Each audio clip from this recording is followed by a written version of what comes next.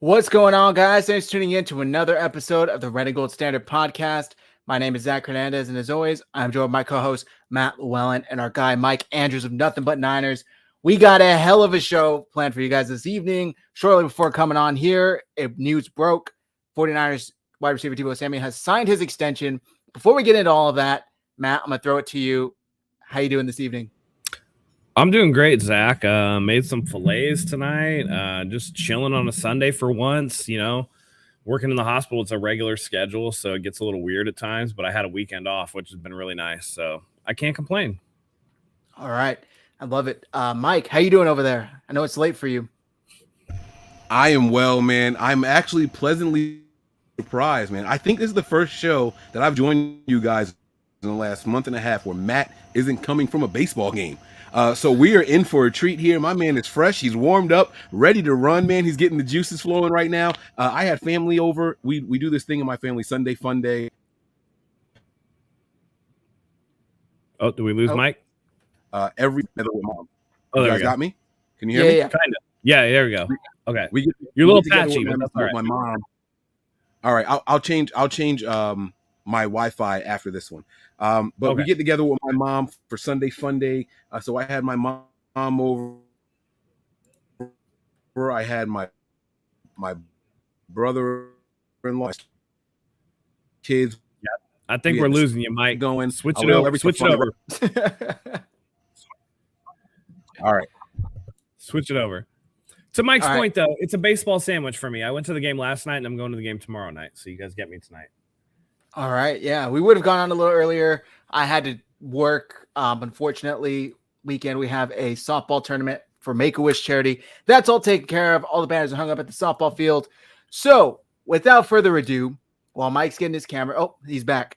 The contract, yeah, you look good. Sound good.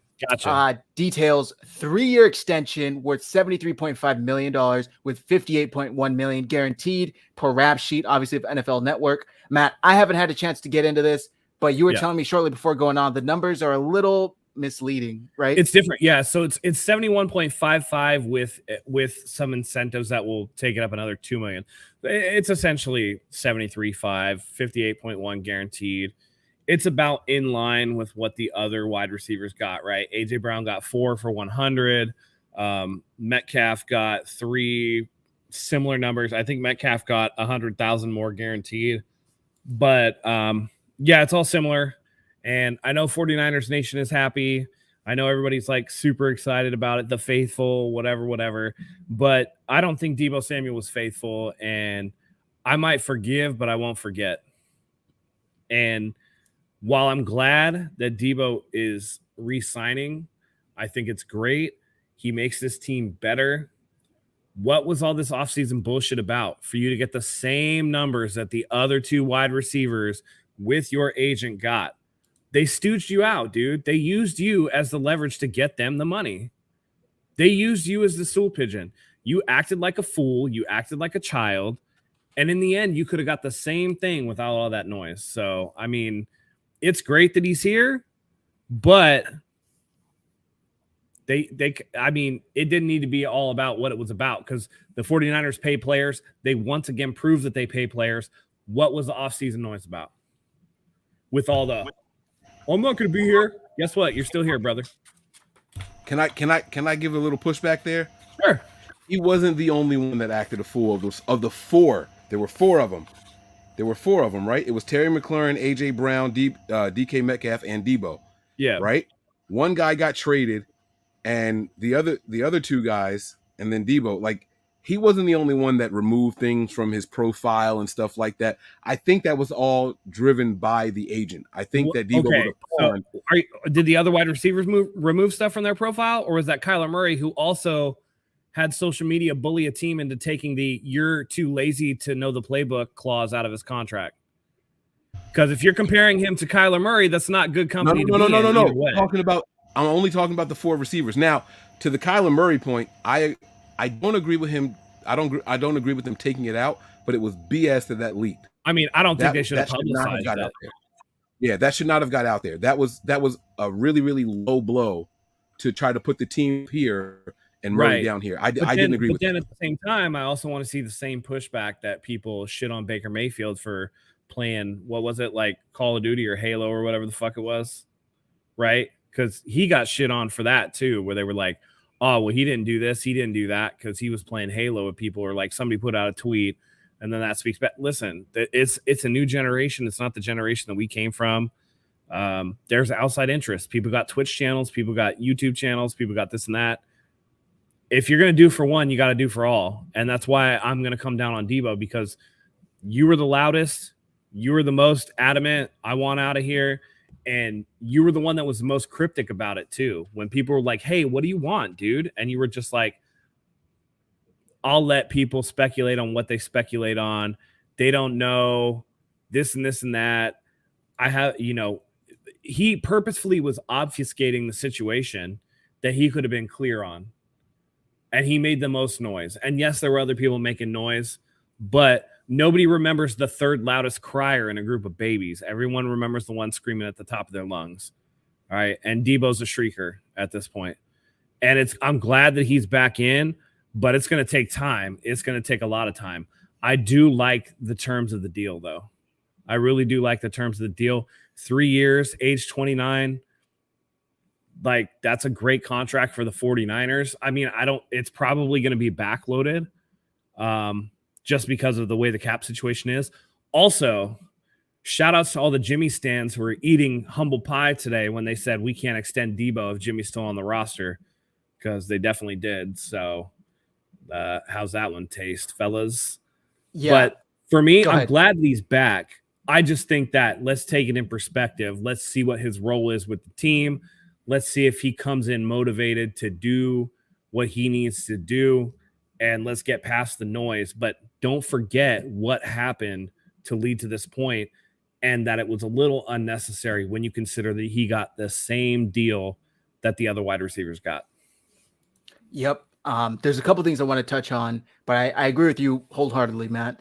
Charles Hayes, Mike, and I know Matt, all three of us actually have discussed this, where the moment you like that Cowboys jersey swap, that was kind of a step too far. And it's like, that was unnecessary. You didn't need to do that. So I agree with you. And I actually was jokingly telling my girl before I hopped on here, some things are unforgivable. And him liking that jersey swap very well could be one of those to a lot of fans. The second thing I wanted to touch on is, does this kind of speak to John Lynch and Kyle Shanahan's confidence in what they're building here? Because there was a point where it was being reported that this contract was beyond repair. There was nothing, no dollar amount, nothing that could be said by their end to fix the situation and mend it. And here we are sitting here, and it's mended. The 49ers were able to sign Deebo to a 3-year extension. He got roughly around the same money as the other three receivers. Does this kind of speak to how they're going, how they handle things, and their confidence in their own system, I guess? I think this speaks to the fact that the team doesn't leak, and we know that the team doesn't leak. And when Cowherd and Silver go on and say, Trey's got arm fatigue, and the players are making jokes about it, and then it comes out Kyler Murray's going to take Monday off to rest his arm, right? Like, it's all bullshit, man. Nobody knows anything about this team. When they say it's beyond repair, consider the sources. Consider what's going on. It was a lot of noise. It was much ado about nothing. I think the worst part with all of this is how people forget the 49ers take care of their own, right? You look at what they did for tight ends, George Kittle. You look what they did for left tackle, Trent Williams. You look at what they did for, you look at what they did for linebacker, Fred Warner. They go out and they find the corner that they think is the best match for them, and look at what they paid him. He's a top 10 paid corner, right? Like, they take care of their guys. Deebo, you didn't have to put on this clown show to get this money. You know what I'm saying? So all the antics and all that shit, it was all unnecessary. If you listen to what Kyle and John were saying at the end of last year, when the time to negotiate, we'll do what we have to do to keep the players that we want to keep. I can only think of 2 guys that didn't get the deals that we thought they were going to get, and we understand why they moved on from both of those guys. So, I mean, Deebo didn't have to do this, and like you guys said, and I've been a big proponent of that. That Cowboys thing was a little over the line, but I will be honest with you guys. I'm happy he's here for a young quarterback getting his first season as a starter. So I'm not going to say water under the bridge. I told you guys, like, I'll say good game and all that stuff, but that's kind of where it stops for me. Sometimes you got to tell your agent, hey, I don't think that's necessary. And he just didn't really know what to do. Absolutely. I agree with you 100%. And it's a similar situation that I had with Raheem Mostert. Listen, I can hope that you do well for the team. I can appreciate that you're on the team. But as like, you're not going to be in my pantheon of favorite 49ers. You're not going to be that guy. And I'm okay with that. I'm okay with Deebo not being that guy because, I mean, as we'll talk about in training camp, it's looking like Brandon Ayuk might be the guy, and I'm cool with that too. Real quick, I just want to address this because it's, we're just here or whatever. Melissa commented, am I the only one that believes Mo Hurst won't make the 53? He won't. He tore his bicep. He's going to go on IR for the year, so he won't count against the 53. But yeah, really like unfortunate. It is unfortunate. Somebody was like, "Oh, they're practicing too hard too early." I'm like, dude, they're in shorts and shells. You tore your bicep. That's a freak injury, dude. Like, there's nothing you can do about that. And then the Armstead thing, which we'll talk about too, they clash knees, I guess. That happens too. Like, there's nothing that you can do to prevent those type of things, right? It's not like they're out there going full bore, hitting each other as hard as they can, and you got like 6 dudes with a concussion or whatever. Like, it's shorts and shells. Like, any injuries during those periods, those are just kind of freak things that are going to happen for every NFL team. But back to the Deebo thing, I agree with Mike. I won't say that it's water under the bridge, but it's like you go out, you do your job. That's fine. But I'm going to have my eye on you. And if you're out of shape or you're not hustling or whatever, I'm not going to be as willing to give you the benefit of the doubt as I would for other players who are about the team. Because with the amount of noise that you made, I know in my mind, and this might not be true, but in my perception, it's Deebo first, 49ers second, which is fine. But, it is what it is. Did you have something to add to that, Mike? I don't get I'm relieved that Hurst won't make the 53. Did I miss something? Is he a bad player or what exactly did that mean? The comment. They're relieved. Who's relieved? I thought you said Melissa said she was relieved. Maybe I was wrong. No. She said she doesn't think. Am I the only one who doesn't think that Mo Hurst will make the 53? And I was saying he's going to go on IR, so he won't make the 53. All right. I'm sorry. I guess I. Yeah, he tore his bicep, so he's not gonna make it. Oh, dude, I totally tagged Mike Silver in a tweet, and 49ers throwbacks like, be careful, he's going to block you. I was like, joke's on him. He blocked me a long time ago. He blocks everyone. He really does block everyone. Yep. And who is his source, by the way? We found out that Grant Cohn apparently is Colin Cowherd's source.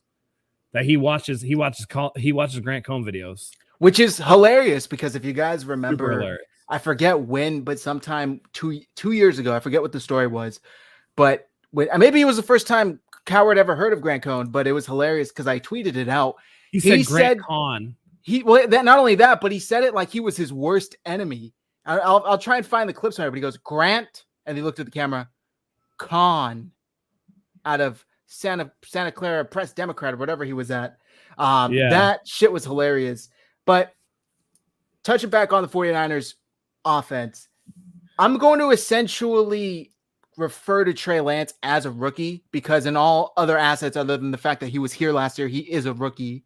Is this the best? Wise, sure. Yeah. Is this the best situation you guys would say a rookie has stepped into roster wise, coaching wise? I'm trying to think of a better situation. I mean, since Patrick Mahomes, yeah. But he's still sat a whole. I mean, I guess we could refer to that the same way, right? It's a similar situation, right? Yeah, Trey Lance played some of his rookie year. Patrick Mahomes played the last game of his rookie year. It's a similar situation. You're talking about these teams or these quarterbacks going into their second year, truly like their rookie year on the field, are on playoff teams. Like that's legit. Yeah. I'm really excited to see what can happen. We've been hearing the reports out of training camp that the defense is a step above the offense, and we've seen guys like Kroc, Richard Sherman come out and say that's not anything new. And when it comes to training camp, defenses are usually together a lot sooner than offenses because there's a lot less pieces towards it, I guess you could say. And the 49ers without their top receiver, now they're going to get him in there. I'm really excited to see how that impacts everything. Without top receiver, you're talking about offensive line. I know what people talk about. Offensive line, again, in shorts and shells. And so you're talking about, like, you can't do the little offensive line moves you really want to do. Like, nobody's going to be able to, like, sneak in a hold. Nobody is going to be able to do this. Yeah, Mike, you were right. Okay. I mean, listen, I don't want to say I'm relieved. Some Melissa says I'm relieved. I didn't want him over Kevin Givens, Kerry Hyder Jr., Jordan Willis. I was really worried that the healthy guys lose a spot to Mo.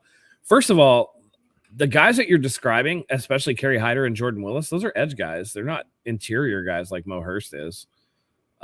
Second of all, I don't care what the name on the back of the jersey is. I care about this right here. You know what I'm saying? Like, whoever's going to be the best player for the team, that's what I care about. I know people get attached to the players, but I don't give a shit who the player is as long as the team is better for it. So I guess, like, I don't know. It is what it is. Like, it's an unfortunate injury. But whoever's going to be the best for the team. Going back to what we're talking about with Trey Lance essentially being a rookie, good spot, defense being ahead of the offense. I'm pretty sure that defense is always ahead of the offense. You're talking about, again, interior O-line and shorts and shells. You're talking about, Kyle is doing baby install, right? A little bit of install at a time. I got to do this chunk of plays. I got to do this chunk of plays. We got a limited amount of time. Defense is, I mean, I hate to say it. I think a lot of people would back me up on this in terms of defensive schemes for defense is much more simplistic, right? You run your base defense. You run your coverages based off of how the offense aligns. You run your rush based off of how the, whatever it is. It's more reactionary. You're reacting to what the offense comes out and gives you the look for. When you're trying to plan your attack to beat defensive looks, that's when the complication comes in. That's when you need a little bit more finesse. That's when you need a little bit of this, a little bit of that. Also, remember that there's no refereeing in camp, like 11 on 11s. Nobody's being like a referee where they're like PI. It's just all, you're running drills, right? And, I see a lot of people who are like, see, this is why we need Jimmy. This is this and this and that. Bro, it's day 3. No pads have even been on. Y'all gotta relax. But I'm not surprised that the defense is ahead of the offense at this point, to be honest. And it's kind of just what you said. It explains why defense travels. Why, there's the saying where regardless of where you're going, you can count on your defense. Maybe not necessarily your offense, but defense is the same wherever you play. By the way, real quick, before I'm going to let you jump in too, Mike, but I just want to say real quick too, Trey Lance and this offense are not going to be facing a defense as good as the 49ers defense every single week, right? This is an iron sharpens iron situation where Trey gets the benefit of going against this stacked defense, right? Defensive line is stacked. Now we get Charizard Ward in here, and by all accounts, Talanoa Hufanga's taken a step up, and Emmanuel Mosley's taken a step up so far. And everybody's looking like this, and everybody's looking like that. This is a defense that has potential to be top 5. And so when your offense is going against a top 5 defense, there's going to be some growing pains, especially when you're transitioning your offensive line, transitioning your quarterback, don't have your top wide receiver. I'm not surprised that the defense is taking advantage so far. The fact that they have, I think it's 10 interceptions and 3 11 on 11 camp drills so far, pretty outstanding. And it actually makes me excited for the defense. I'm not pessimistic about the offense. I'm actually really excited for the defense because the one area where this defense has needed to improve was turnovers, was forcing turnovers. And now it looks like there's potential to do that. So I'm very excited about that. Yep. So we got 2 super chats, and Mike, I'm gonna let you hop in here right now, but I just want to get these real quick from 49ers Throwback and our guy Robert Davis talking both about Charvarius Ward and Deebo in practice and training camp's going to be epic. That's going to be good. I've seen a lot of people report that Charvarius Ward, has been the best DB by far on the field. Hopefully that pays off for the 49ers because they have not had a true, number 1 corner in a very long time. Also, I've seen DeMarcus in here comparing George Kittle liking or sharing the April Fool's jersey swap to the Jags to Deebo Samuel liking the jersey swap of him to the Cowboys. In my opinion, it's totally different situations. One was clearly a joke on April Fool's Day, and the other one was done out of spite to prove a point that he doesn't want to be here and he wants to be with the most hated rival. Said, that doesn't matter, Deebo. Simply like the picture. I like 1,000 pictures on Instagram, TikTok, and Facebook a day. Don't mean you want to be them. You can't like a photo because it's funny. I don't know. Can you like a photo because it's racist? Like, you're a public figure, dude. You got to watch what you do on Instagram. Like, you got to, like, you're not looking at the thing that you're liking. I know that's like a very overwrought comparison. I know that's like an extreme comparison. But Deebo Samuel liking what has been a traditional rival to the 49ers, he knew what he was doing. Yeah.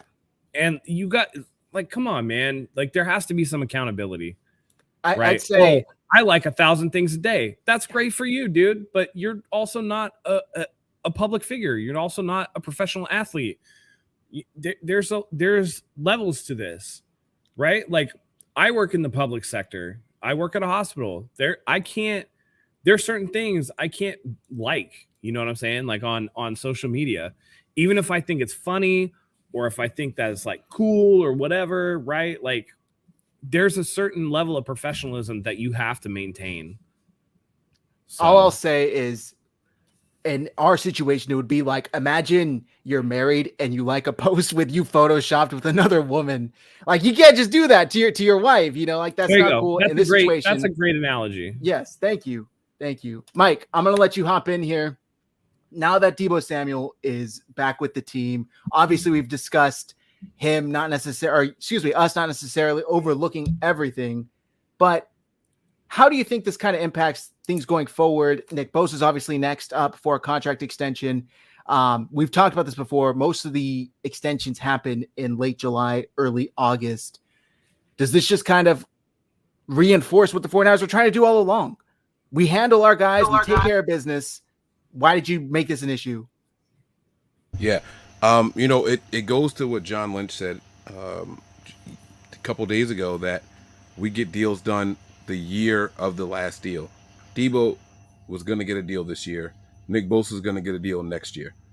He made it very, very clear. They were adamant that our current cap situation is not going to prohibit us from signing players that we want to keep. He made that very clear. The Niners, before this deal, were at $4.5 million in cap space. It did not make a difference. And that's something that I think needs to be applauded by the 49ers front office, the way that they're working. And it also tells me one other thing. They know for a fact Jimmy Garoppolo will not be on this roster come week one, and that money will come back to the 49ers cap space. When it comes to Deebo being signed overall, I knew it was going to happen when Kyle said our relationship is fine. There's nothing to worry about. And the front office is working on things. This front office, along with Kyle Shanahan, has been so transparent that we look for lies and deceptions in what they're saying, and we're having a really, really hard time finding them. You know, from the moment they traded up and drafted Trey, everyone's like, "Oh shit, you can't trade that much away and not start that guy right away." And Kyle was like, "Yeah, I don't think a rookie's coming in here and beating out Jimmy Garoppolo for this job. Any rookie quarterback that's going to be on this team is going to probably sit for a whole season and learn the playbook and get to know things until he's ready." And then he doubled up midseason after Jimmy was going through his struggles when we were 3-5 by saying, we understand that we have another quarterback on the team, but he's not going to start until we feel he's ready, or he has to start. Jimmy gets injured, he had to start, and then they went right back to Jimmy. This team has been so transparent that we think it's deceptive. So there was never a doubt that they were going to get him done. And, at worst case scenario, they don't get him done, and he still has to play for the Niners this season. There was never a worry about Deebo this season, in my mind, being a 49er. And to what Matt was talking about earlier about the whole liking the picture of the Cowboys and all that, people have to remember that it was more than just that one picture that he liked. Then he went out and showed the him and Mike McDaniel out to dinner, making it seem like him going to Miami was a possibility. Then they traded for Tyreek Hill. Like it was just one thing after the other. It was all leverage. This is all a negotiation tactic from Deebo and his team. You know what I'm saying? So I think he was ill-advised to like the Cowboys thing. It put a very sour taste in my mouth. I won't speak for anybody else. Put a very sour taste in my mouth. I'm happy that he's here. Deebo and Kittle can be a new quarterback's best friend. The check downs and the short passes and guys that can make big plays out of something small. Those are the kind of guys that you want on a roster. It only benefits the 49ers. It's gonna be really, really big. And what I like about the contract overall, we talked about this on a couple of different shows. I know, Zach, we did this on Patreon. We talked about, would you sign a 6-year deal or a 3-year deal? It's not going to be 4. It's not going to be 5, but you're either going to keep me 2 years past my 30s, or you're going to let me re-up again when I'm 29. And that's exactly what the 49ers did. I think that the writing was on the wall all along for this deal. And it worked out the way that we thought it was going to work out.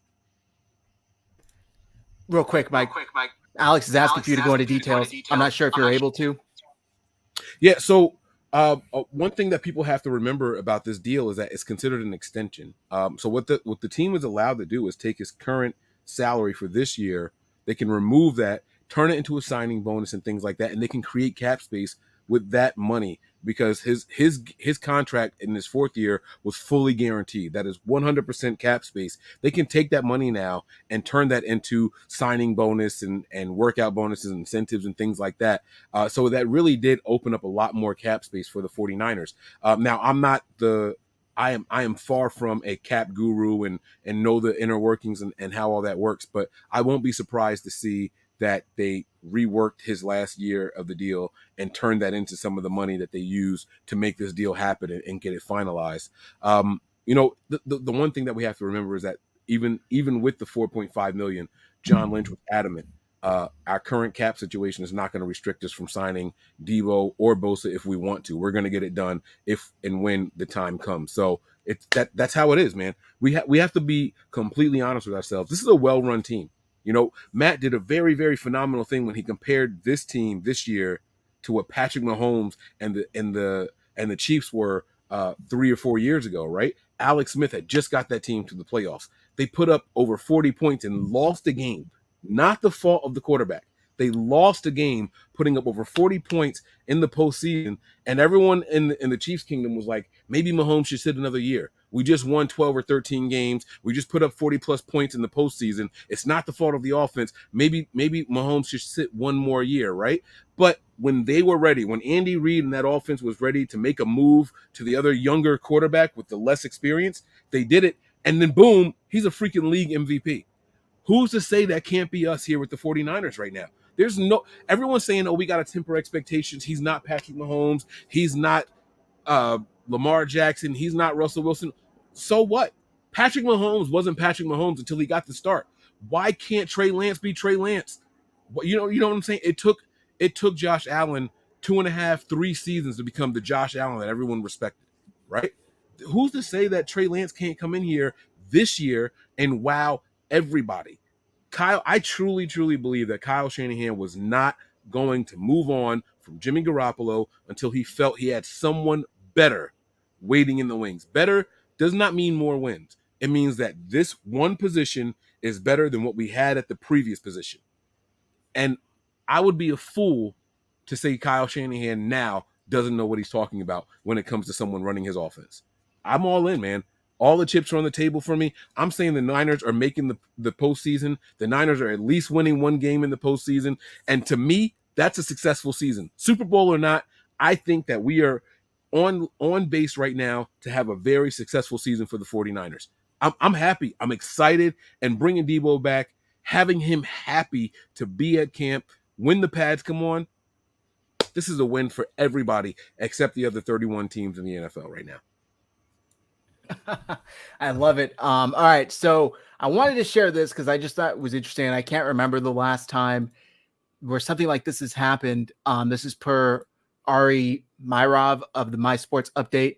A whopping 20 receivers have signed deals worth $20 million or more per year 11 this offseason. receivers. Sorry, 11. Sorry, yeah. Tyreek, Devontae, Cooper Kupp, AJ Brown, Stephon Diggs, Deebo Samuel, DK Metcalf, Terry McLaurin, DJ Moore, Chris Godwin, and Mike Williams. Really insane stuff. I can't remember the last time something like this has happened, so I just wanted to point By that the out. way, Shout outs to that first comment right below. RIP to Bill Russell, a legend. Yeah, we'll leave it at that. Also, I want to shout out because I'm a huge nerd. Shout out to Nichelle Nichols, who also passed away today. Uhura from Star Trek. She passed away at the age of 89. She was a pioneer. She was part of the first interracial kiss on TV.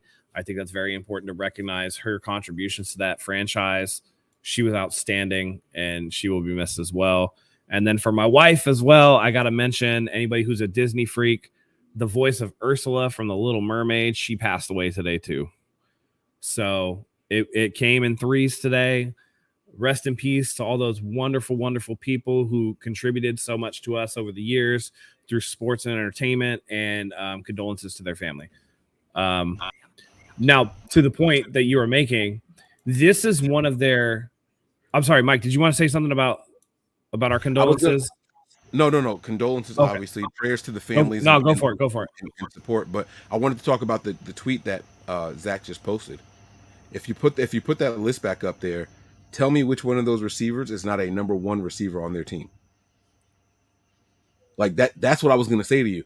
It's the NFL doesn't just give out these 20 million plus a year contracts to anybody, right? If you were to view that list and see which one of those guys are actually not number one receivers on their respective teams, I think the Chris only Godwin. one might be Chris Godwin, right? He might be the only one. And that's because Mike Evans is just a freaking monster. Is Mike Williams number one? Mike Williams isn't number one either. I think Keenan Allen is actually the top reception target, but I think they do different things. Right. But I mean, look at that. This is a hell of a list to be on. Yeah. It's kind of going to set the expectations of what the Niners are going to get from this guy Deebo in the coming years, not years. That's a great thing, man. We are in a really, really good place. I think it's underrated at how much the Niners take care of their top guys at their respective positions, man. We don't get enough credit for it. Everyone always runs around and says, how can the Rams do this? How can the Rams do that? Look at what the Niners do. Look at what the Niners do, guys. George Kittle, Fred Warner, Kyle Juszczyk. I know he's just a fullback, but damn it, look at his salary. You know what I'm saying? Deebo Samuel, Trent Williams. They go out there and they pay these guys. Just 2 years ago, Richard Sherman could have been added to this mix. You know what I'm saying? Like, these are guys that really come in and change games at their respective positions. And here we are again looking at it. The Niners are just as good at what they do as the Rams. They just do it in a different way, and people don't talk about it enough. We are just as good. By the way, to your point about Richard Sherman was coming off that Achilles tear, and the 49ers helped work out with him like a 3-year, $39 million contract that was like very incentive heavy.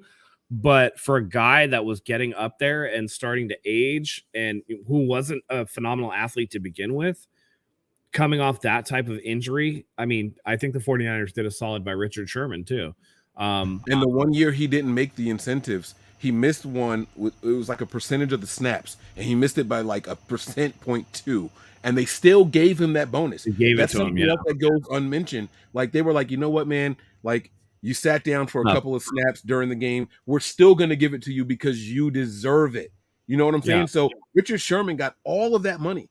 He got all that. Listen, we sit around and we watch the Rams make these moves because they're in the division, and we say, how can they do it? The salary cap is fake. The 49ers, when they made this deal with Deebo, had $4.5 million of salary cap, and look at what they did. You don't think the Rams fans are sitting around saying, how is it possible? The salary cap is fake. They're saying the same thing that we're saying, but because we're here and it's a positive for us, we're not going to talk about it. They feel the same way we feel when they do the same thing. So I think it all goes to be, I think it should all be applauded, and we didn't have to trade a bunch of first-round picks to get these guys. This is homegrown talent other than Trent Williams, and that didn't even cost us a first. You know what I'm saying? Right. This is all homegrown talent, and Kyle Juszczyk was a free agent. We're a really well-run team. We are really, really well-run team. They do what they have to do when it comes to paying their guys, and we shouldn't doubt this front office anymore. I think this right here puts the nail in the coffin. This is a good front office here. I don't have anything else to say about that.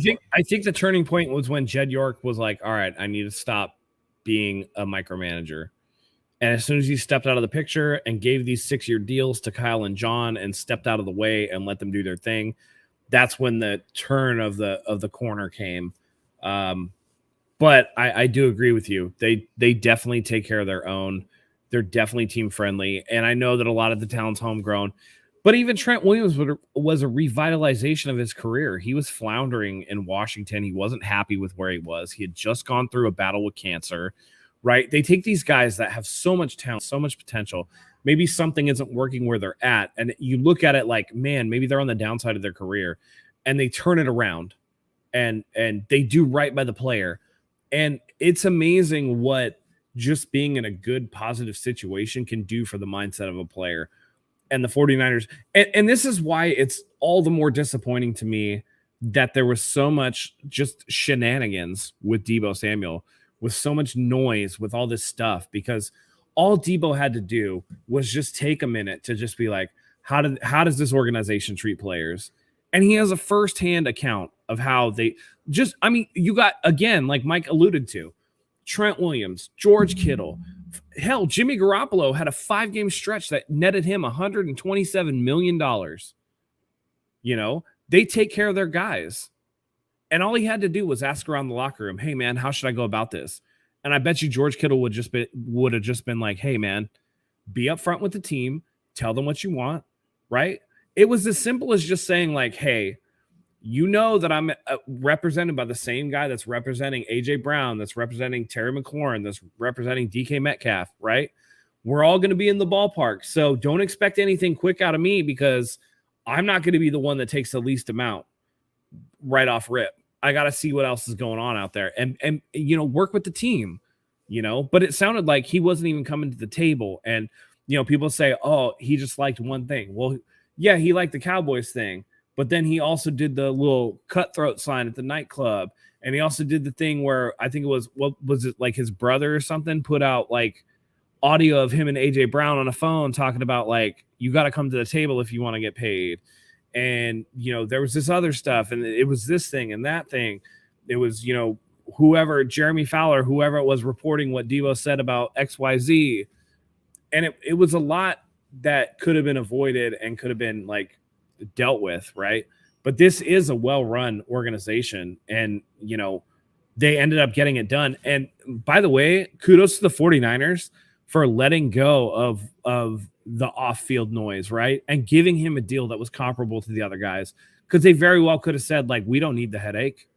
Like, why should we get 58.1 guaranteed on a $73 million contract? Like, I mean, he got 100,000 less than DK Metcalf, but he got more than AJ Brown got.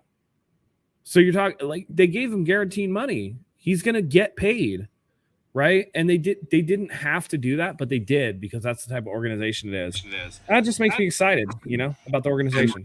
And the one time before we get to this tweet that Zach has up here, the one time a big contract didn't work in favor of the Niners was with D Ford, and they restructured that guy 2 or 3 times to turn the cap hits into prorated roster bonuses that they could spread out. Like, hey, guys, we might be taking a loss here. Let's make it so that it doesn't destroy us this year, and it's something that we can work with. So even with the way that they handled D Ford in a calculation that didn't work out in their favor, it still was something that they were able to manage well. So a phenomenally run front office here. Kudos to the scouts, the pro scouts, the college scouts, and all that stuff. This is a really, really good team, and they have the coaching to go along with it. The talent's here. The coaching is here. Guys, we're the most dangerous team in the NFC. I don't care what anybody says. You can't name another team in the NFC that is going to put fear in you when it comes time for the playoffs. Not a single team in the NFC are we going to say, oh, well, I don't know if we can beat them. I agree.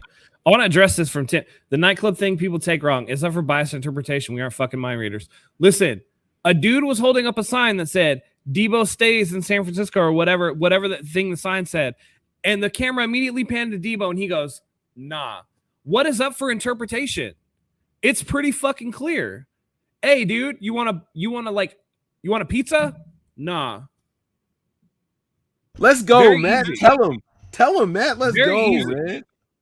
It might be rocket science for you, no offense, but it's pretty clear to me. Even if it was different, different, and if it wasn't clear, then he had multiple Yes. opportunities to clear that shit up on his own, and he didn't do it.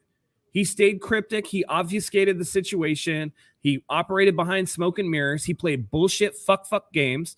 So I don't give a shit. I don't give a shit. If you want to say that's speculation, if you want to say we don't know, he didn't make it any clearer. So all I have is speculation. And I'm speculating on the side of the team that takes care of its fucking players.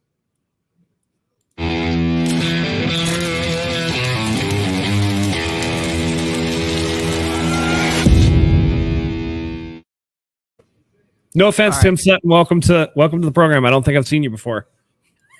With that said, Matt ran out of the way. I wanted to talk about this tweet because I just thought it was interesting. After the news broke, AJ Brown says, basically all four of us got the same contract and I'm the only one got traded. Yeah, keep believing it was me.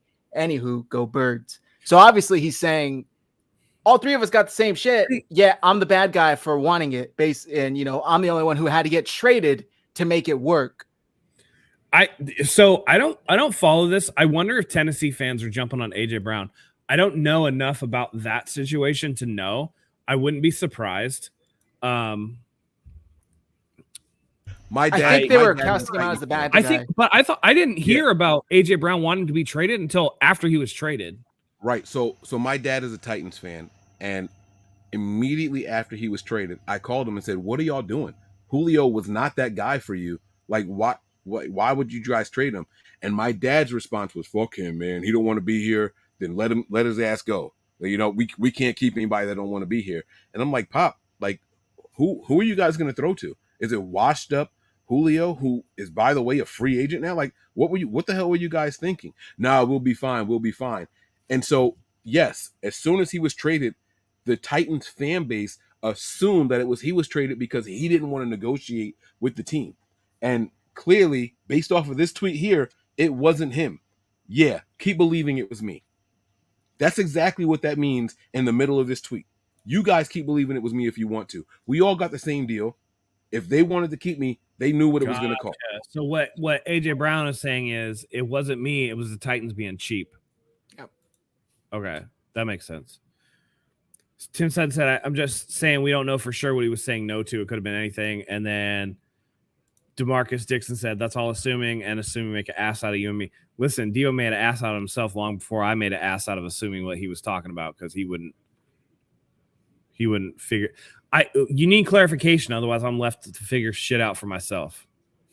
So, again, but like I said, I'm glad he's here. Every chance to clarify. I'm just not going to forget the way that he went about trying to get that deal because I think it could have been done another way. And that requires no amount of guesswork or assumption. Anybody looking at it can see plain as day that could have been handled better than it was. Not only could it have, it has been. Every single other player the 49ers extended. Yes. Fred, George, Jimmy, I guess, Trent. None of them had this weird public issue with the team and also requested a trade because they just Eric Crocker in my window right now. But yeah, man, it was a really interesting, to say the least, interesting offseason for the way that they handled this. I'm just happy the 49ers stuck to their guns and said, this is what we're going to do. This is what we always planned on doing, regardless of whatever outside noise you had. We're still going to continue. I'll cheers with my Coke Zero. I'm out of wine. I mean, I'm not out of wine. I just out of wine in my glass. Yeah. So water it is. All right. Is there anything else we want to training camp? Yeah, I was going to say, I think we're all done with the Deebo Samuel talk. Welcome back, Deebo. Before we get into training camp, Ty Anderson's asking where we think Jimmy Garoppolo Don't lands. Get hurt by week 1. What do you guys think? Sorry, I sneezed that out. My bad. I'll go first here. I have been alone on this, and I'm going to stick with this. Houston or the Giants. I honestly believe I was the first person I ever heard mention the Giants for Jimmy Garoppolo as a landing spot. I really, really think that. I was saying that months and months and months ago. I'm going to stick with that. Either Houston or the Giants. Everyone, and Zach, you included, have been trying to tell me, no, Mike, they believe in Davis Mills. I saw the picture of Long Neck with the red visor. I'm not buying it. That guy won 2 games. He won 2, what was he, like 2-9 or some shit? Like, I am not buying it. I'm sorry. You guys can call me what you want. I understand that he looked good in certain situations and positions, but when the game was on the line, he couldn't do what he needed to do to go out there and get it. Melissa's with me. I'm dead serious. Jimmy Garoppolo is going to be a Texans or a Giant. Sean, let's go, man. Like, get on the train, guys. Those are the two teams that I think have the best shot at landing him. If, I'm going to say this, if it's a trade scenario. If he's cut, Seahawks. I have no idea.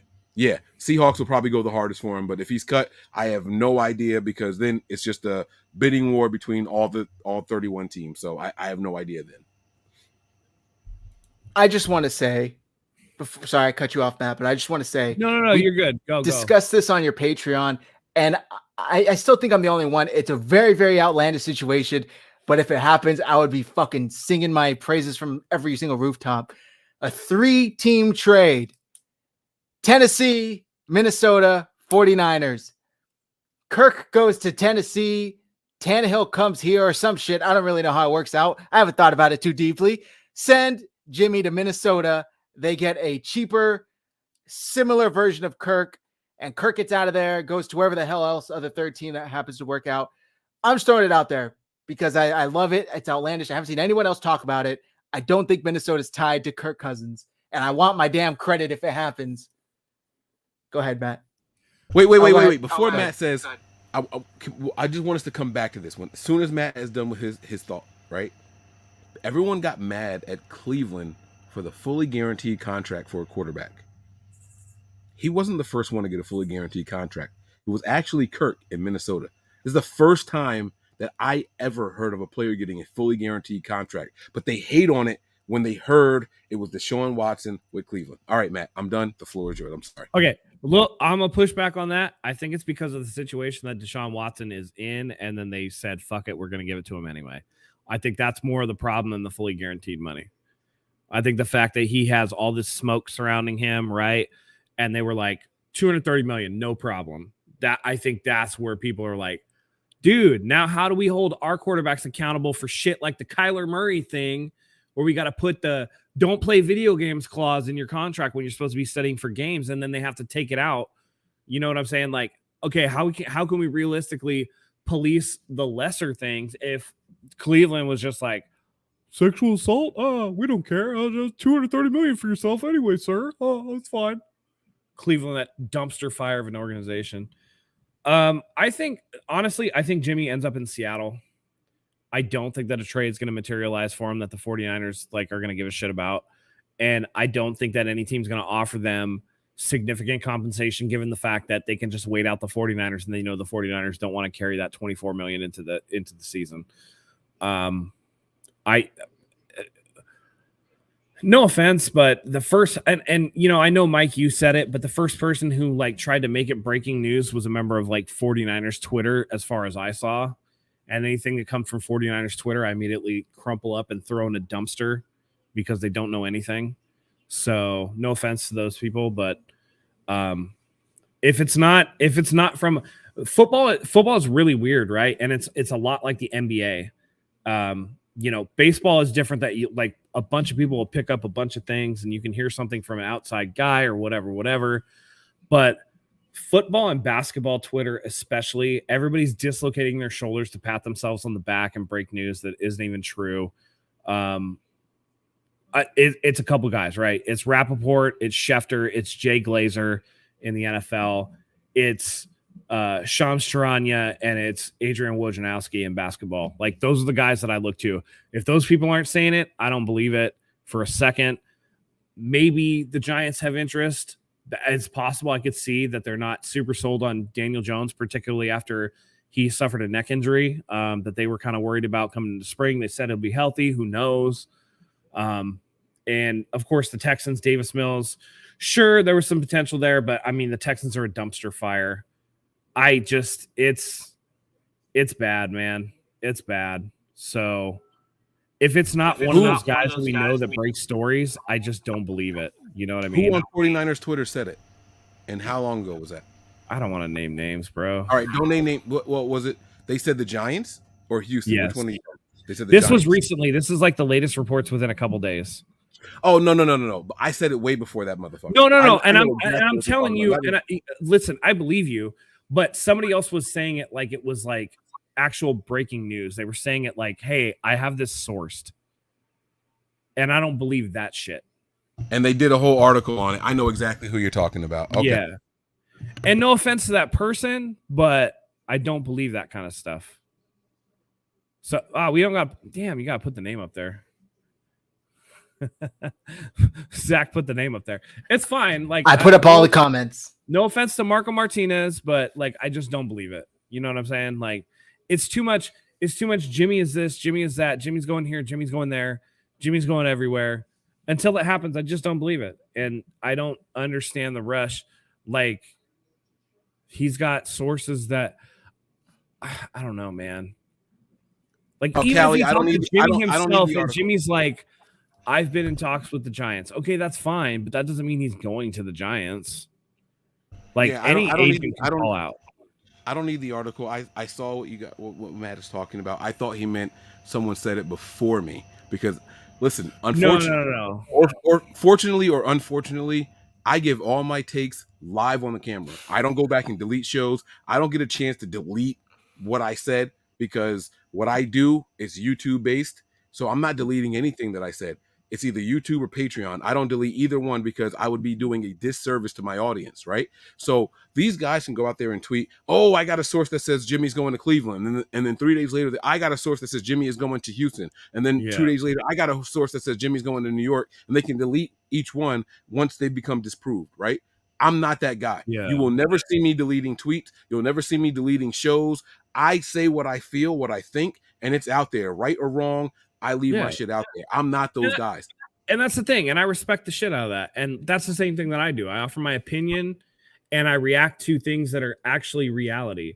That way I come in knowing like, hey, my opinion is my opinion and my opinion might be wrong, but it's not meant to be something where I'm saying I have this source and I know definitively. My pet peeve comes when people go, this has been sourced, blah, blah, blah. Remember when Matthew Stafford was coming to the floor? Listen, Dan Sileo is a perfect example of why. And we all know he said, oh, 49ers deep in talks with Matthew Stafford. Then it was like, oh, Jimmy Garoppolo going to the Buccaneers. Like this bullshit, right?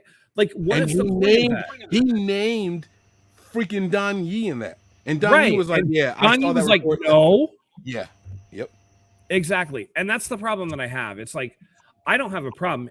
Because I can say right now, if I'm just like, oh, I think that, like, honestly, personally for me, I think that this contract with Deebo Samuel, this is the contract that's going to end his 49ers career. This will be the last contract that he plays on under the 49ers. They'll get rid of him either before the contract or let him walk as a free agent because of the way that he plays. In my opinion, by the time he hits 29, he's going to be on the downside of his career. He's going to be beat up. He's going to be oft injured, and they're going to let him go. Now, do I know that for a fact? No, I don't. That very well could prove me wrong. My opinion on DK Metcalf coming out of college was, man, he had like a serious neck injury and he had to have neck surgery. And for me, at the position that he plays with the size that he plays at, I don't know if he's going to have a long career. So far, I've been proven wrong on that. But it's an opinion. I'm not stating it as fact. I'm not stating that I have inside information. I'm not stating that this is sourced, that is sourced. That's where the difference comes. I have no problem standing by an opinion that I'm wrong on because it doesn't mean shit. I'm just saying what I think in the moment. And if that moment turns out to be wrong, I'm okay with that because this is what we're supposed to do. So before we move on from the Deebo thing, the last thing I want to ask you guys is this. Looking at the guarantees, it's like 58 and some change, right? Is that not just a 2-year deal with the third year being an option? And if you guys agree with that, who is the option for? We don't have the finite details yet. Is the option a player option or is it a team option? What do you guys think? I think that the contract's actually going to be backloaded and that the further it goes, the more that it's going to be for Deebo because of the cap situation that they're in now. They're going to have to get Nick Bosa under contract next year, which means they're going to need a little cap flexibility. They signed the contract while Jimmy Garoppolo is still on the roster. There could be some rollover there, which is why I don't think that he's going to be on the roster. But I think that when we don't announce, like, the DK Metcalf deal was announced, and they were like, DK's getting a $30 million signing bonus to sign the contract. I haven't seen anything like that for Deebo. So for me, I think that it's like, I think it's going to be a backloaded contract, this one. To answer your question, I would say if that is how it turns out to be, the third year being the player option, I think Mike froze. Okay, he froze on a really. No, Mike's on for me. Yeah. Okay. It would have to be the team option because I honestly feel like the team is still. Give me like, a second, y'all. I'll be right back. You're good. The team is basically still thinking like you've only done this at a very high level 1 year, and you're asking us to commit so much to you. Look at all of the other players whose contract stacks up next to Deebo Samuel's. They've done it consistently every single year since they've been in the NFL. Deebo Samuel, I love. Personal issues aside with what he did this way, going about his business on the field, one of my favorite players in the NFL. And I'm not saying that just because I'm a 49ers fan, but that's only been 1 year at a very high level. He hasn't even proven he can stay healthy on top of that. So in my opinion, Mike, it would have to be the team option. What do you think? Yeah. I was looking at this, and $60 million over 3 years is actually a really solid deal, right? When you look at the guarantee, and he's just under that. But it's the difference between the guarantee and the potential of the contract. We're talking another $25 million, something in that range, right? And so that's what I'm really concerned. I'm drinking Crown Royal Reserve, not XO like I wanted Reserve. So what I'm trying to figure out how I feel about the language that we've been privy to. We don't have all the details yet, like we said. But if I'm Deebo, and it's definitely a 3-year deal with the team option, I think I want a little bit more than $58 million guaranteed. I want to know that I'm going to get paid at least $22 million a year. So now we're talking 66 guaranteed, as opposed to 58 if it's my option, if it's the player option in the third year, right? Then I'm cool with the 58 and some change because I can opt out and then I can go and hit the market again for 25, 26 on average again. You get, because the cap is going up, so the wide receiver salary is going to go up also. That's the way I'm looking at it. So I'm leaning towards a player option right now, but I mean, we got to be honest, man. It's like 19 and some change a year. That's good either way you look at it, even if it is over the 3 years. So it's not terrible. They say the guarantee money is all that counts, and if that's the case, to me, this is saying a 2-year deal, not a 3-year deal. So that means that the third year, if it's an option year, would be for the player. In my eyes, I could be wrong though. We'll see. I don't know, man. Like Parag does these weird deals, so it very well could be that last year is for the team to kind of, if they decide they want to extend Deebo, maybe that last year becomes a flexible year that they can again push more salary to the back, because who knows at that time. I mean, when you're talking about it at the end of 3 more years, who's going to be due for a contract? Trey Lance. So you're talking about that would be the end of his 5th year. He's going into year 2 this year. He has 3 more years of team control before they have to extend him. So that would be right at the end. I could see Parag doing something where they create financial flexibility for that 5th year to have a contingency plan for when Trey Lance gets really expensive as a quarterback, because by the time Trey Lance gets paid, if he pans out the way that everybody hopes that he pans out here, he's going to be making like $50 million a year. By the time the quarterback market gets to him, that's what he's going to make. In the meantime, you have Bosa, you have Ayuk, you have, this player, that player. That's all you're going to have to spend money on. And so the way that it's too hard to say without knowing the exact structure of the contract, which will come out in a couple of days, of course, without saying what it is, because Parag just, they do these contracts in such a way that it's really hard to just look at it and go, oh, well, this is what they always do. So it's this. Some players are front loaded. Some players are back loaded. You just don't know until you see it. All right. With all that said, Melissa asked me earlier, who do I think Nick wants to outdo deal-wise, Aaron Donald or Joey Bosa? I mean, by next year, I'm not sure who's going to sign, but I would say Max Crosby, TJ Watt, Myles Garrett, who I believe is the highest paid defensive end right now. He wants that number 1 spot. So whoever is number 1, I don't think Aaron Donald necessarily, because he's in the middle, but the edge rushers, he wants that number 1 deal, and he deserves it. and John Lynch, Kyle Shanahan basically said he's going to get it. So the highest paid right now is TJ Watt, AAV. TJ Watt makes $28 million a year. Nick Bosa is going to be $30 million at least. Yeah, it's funny. I know she didn't ask me or Matt, but it's not even close. The 49ers lost all their bargaining chips when Lynch and Shanahan said Nick Bosa is going to be a Niner as long as we're here.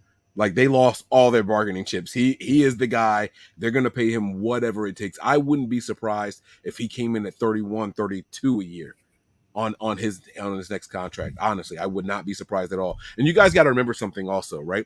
The salary cap is going up every year, ideally, and the positions are slotted in their books based off of a percentage. So if the cap rises, so does their annual contracts. It's not going to be the whole, 5 years ago, this guy was getting that much and he was the best. That's not going to matter anymore. It's slotted based off of percentages per player at each position. So he's going to be getting 31, 32 million. Matt's he hit it right on the head. Yeah. And so just to explain for people who don't understand what Mike is essentially saying, he's saying, like, at $200 million, the defensive end position, edge rusher number 1, is slotted at that 200. They're slotted at 10.2%, which would be around $28 million, right? If the cap goes up to $300 million, that 10.2% still applies. And now you're looking at like 34, 35 million a year. So it's in lockstep with the amount that the cap rises. Is the percentage is going to stay the same, but the dollar amount is going to rise in conjunction with the raise of the cap. So, and that makes sense. And that's how most teams are going to run their business, right? You have a certain percentage allocated for each position. And would you be surprised if these teams do it for the 53, right? Like, wide receiver 1, we're giving this percentage. Wide receiver 2 gets this percentage. Wide receiver 3 gets this percentage, and so on and so forth, right? Within a ballpark, right? Plus or minus however many percent. But I mean, and that's funny from Nick Bosa. Nick Bosa knows he's going to get paid. Nick Bosa knows he's going to get paid. And for as much as we went through with Deebo Samuel and people were like, man, Deebo Samuel, he's worth every penny. Nick Bosa is inarguably more valuable to the 49ers than Deebo Samuel is. It's not even a question. I had a hard time like accepting that until I had like this epiphany today, right? You got all these different positions, right? All wide receivers, their success, unfortunately, is contingent on the quarterback. The quarterback's success is contingent on the offensive line. Nick Bosa literally writes his own check. He controls everything on his own. He doesn't need the other 10 players on the field with him to do well, as long as he does his job well. And that's he why needs the ref to call some of them fucking holds, though. So during Wayne's breaking news video, we actually talked about this, right? A couple years ago, the Legion of Boom was questioned on their holding and how aggressive they were and their handsy. And they were like, hey, if they're not going to call it, who are we to sit here and say we're going to stop what they're doing? Make them call it every play. If they're not going to call it every play, then we're going to play our style of football. We're going to play our brand of football. Nick Bosa is so good that him being held is par the course for NFL officiating. Unfortunately, that's how good this kid is, that they literally can't call it every time they see it. You know what it reminds me of? It reminds me of basketball with Shaquille O'Neal, where people would hack Shaquille O'Neal all the time and he wouldn't get as much fouls as other players would because he was just so big and so dominant that the refs just overlooked it and was like, no, that dude can handle it. It's fine. Because if we called everything for him, then he would just dominate so heavily. And I feel like Nick Bosa, if the refs called holds on everything that they should have called holds on, and the defense had to stop, or the offense had to stop holding Nick Bosa would be pressing that sack record every single season because his technique is excellent. His athleticism is off the charts. You know, his hip bend and his ankle flexibility is fantastic. He is, technique-wise, probably the best edge rusher in the NFL. All right. With all that said, training camp updates, breakdowns. I want to shout out a couple of guys. Also, shout out to Steve Mullen. He hooked us up with a new YouTube graphic. So if you like that, shout out to Steve. Steve Jordan Elliott. Yeah, he's fantastic. He's finally getting jersey swaps down. I'm really excited to see where he takes that. Jordan Elliott Jason Ponte, Croc, all these guys, Brad Graham, SF Niners. These are the guys who I'm just going to shout out real quick because they have been my go-tos for the training camp reports. As someone who, even though I live here, I haven't been able to go to any. It's really, really nice to see. Wait, these I'm sorry, I updates. missed it. Who'd you say? Jordan Elliott, Brad Graham, Jason Ponte. Shout outs to Jordan Elliott. Don't let them drag you on Twitter, my guy. Yeah, I saw that was happening. Nah, I didn't see him getting dragged, but come on, guys. That was a little bit of bullshit. Let's be honest here. Because I didn't I see didn't what say actually exactly what happened, but right, so at the same let me tell time, you guys what happened. I know Elijah- he mistaked Juwan Jennings for Elijah Mitchell, right? Reverse. He thought Elijah Mitchell was Juwan Jennings. So there's two things here. All right. During pressers, when one guy leaves and another guy is coming up, or when the first guy is coming in, they say, all right, guys, we got Elijah Mitchell coming in now. That's the first thing. So you get the verbal thing. The other thing is Elijah Mitchell's like 5'10" and Juwan Jennings like and Juwan Jennings is fucking 6'4" with red hair. How the fuck do you confuse him? Listen, and I'm not saying that he shouldn't be allowed to make a mistake. That's not what I'm saying at all. So let me be very clear here. At least he owned it, though. I will say he owned it. He said, "Hey, that was on me. I fucked up." Yeah, no, he didn't have a choice. You can't dance around that shit, right? But we all don't look alike, guys. Every guy with I don't look like Fred Warner, despite what you guys think. I don't look like Fred Warner. All right. And Elijah Mitchell looks nothing like Juwan Jennings. The microphone is 2 feet away from Juwan Jennings' mouth, and it's 6 inches away from Elijah Mitchell's mouth. I gotta say something though. Listen. I just want to say that component of it is something that like I will just like mildly push back on because I get that shit all the time in the hospital. Patients will be like, I feel like I've met you somewhere before. You remind me, did you ever work at XYZ? I think that happens for everybody because let's be honest. Like I've gone to 24 baseball games this year for the Padres, right? And I can mildly remember most of them, right? But if you ask me, I'd be like, oh yeah. That guy hit. The guy would be like, oh, he hit a double in the 6th inning. I'm like, oh yeah. And he's like, no, he didn't. I'm just bullshitting you. And I wouldn't know, right? Like our memories are famous for failing. I don't think that there was anything malicious on Jordan Elliott's part to that whole thing. I think he made a mistake. It was a bad mistake. I'm glad that he owned it. But I don't think that some people are making it out to like he's like this piece of shit for it. So, yeah, but the reason why people are so comforted and this is perfect, by the way. That person who said the Fred Warner thing, that video of the guy that kind of looks like Fred Warner doing all the ninja kicks against that bag made another appearance this year. Even though Fred Warner said that's not me, people are still like, "Damn, Fred, get it." So I understand where that kind of mistake can come from. Yeah, there you go, Booker T. Mike looks more like Booker T. Here we go, right? Just start naming the guy with the locks, right? Dig it, like Matt, the reason why people feel comforted by you in the hospital field is because you look and feel like you look and feel like my man Rogan, Seth Rogen. Like you just have this demeanor. Huh? All us white guys look alike. No, but no one's ever told you that you feel like Seth Rogen, bro. I didn't say look like, you feel like Seth Rogen. I hope I don't feel. I don't know. Maybe early Seth Rogen. Seth Rogen lately is kind of a douchebag. Well, he's a burnout now. Like everything is weird. Yeah. Like I'm surprised he doesn't have dreads yet. I'll be honest with you. Like, but I'm just saying, like you give characters in the movies. I would hope that it's because I'm a genuinely kind person that people like it. Okay.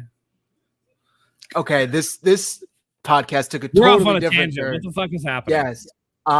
My whole point was to give credit to these reporters doing the groundwork. Lamar. First of all, Chubbier has 2 B's, you son of a bitch. Second of all, my laugh is way better than Seth Rogen's. I don't go, that's not my fucking laugh.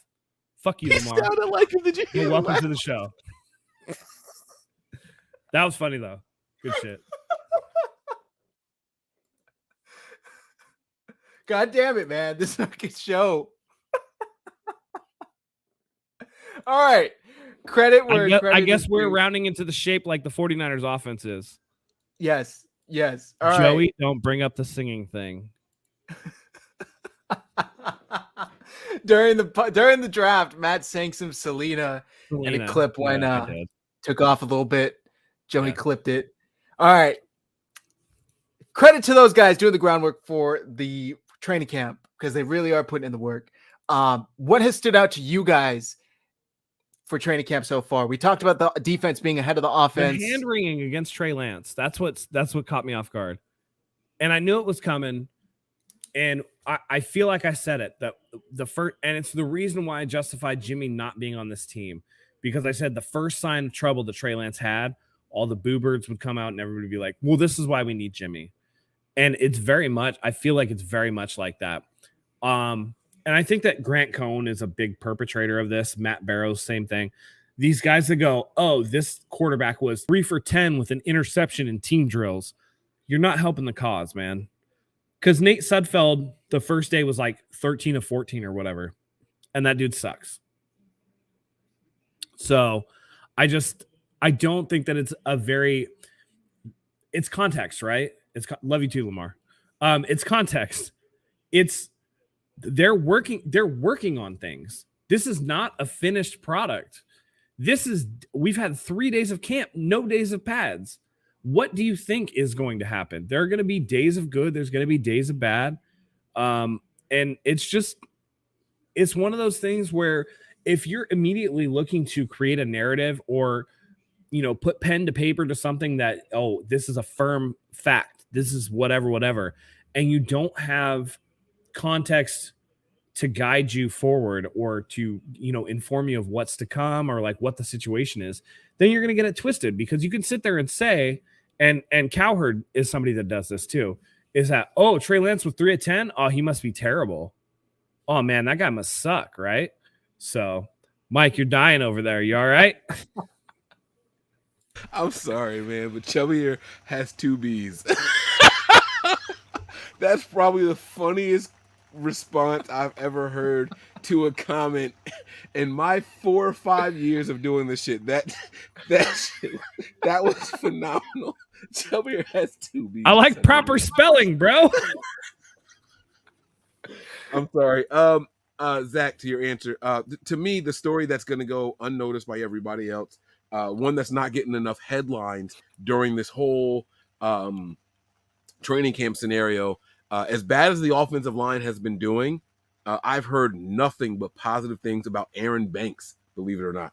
I've heard that Aaron Banks is the guy actually in there holding his own, winning one-on-ones against Nick Bosa and the likes of the top edge rushers on the team and everything. So he is not getting the praise that I expected him for the flack that he got being a second-round pick last year. It's not reciprocated. It's not even right now. I expected, if he was doing bad, him to continue to get roasted and people to say, look at this, guys. We told you guys he was a bust. He didn't fit. We didn't understand why we drafted him. We heard that all of last year, especially when he didn't earn a starting position. And now this year he's in there at left guard, and you have heard nothing about him except positive things, but they're not highlighting that. And I think he's getting a disservice right now. So I wanted to applaud Aaron Banks stepping up, doing his thing this during training camp right now. Now, when the pads come on, I expect him to actually get a little bit more aggressive and be even more dominant. We heard about his reworked body in OTAs and everything. They said he came in, he looked a little bit different.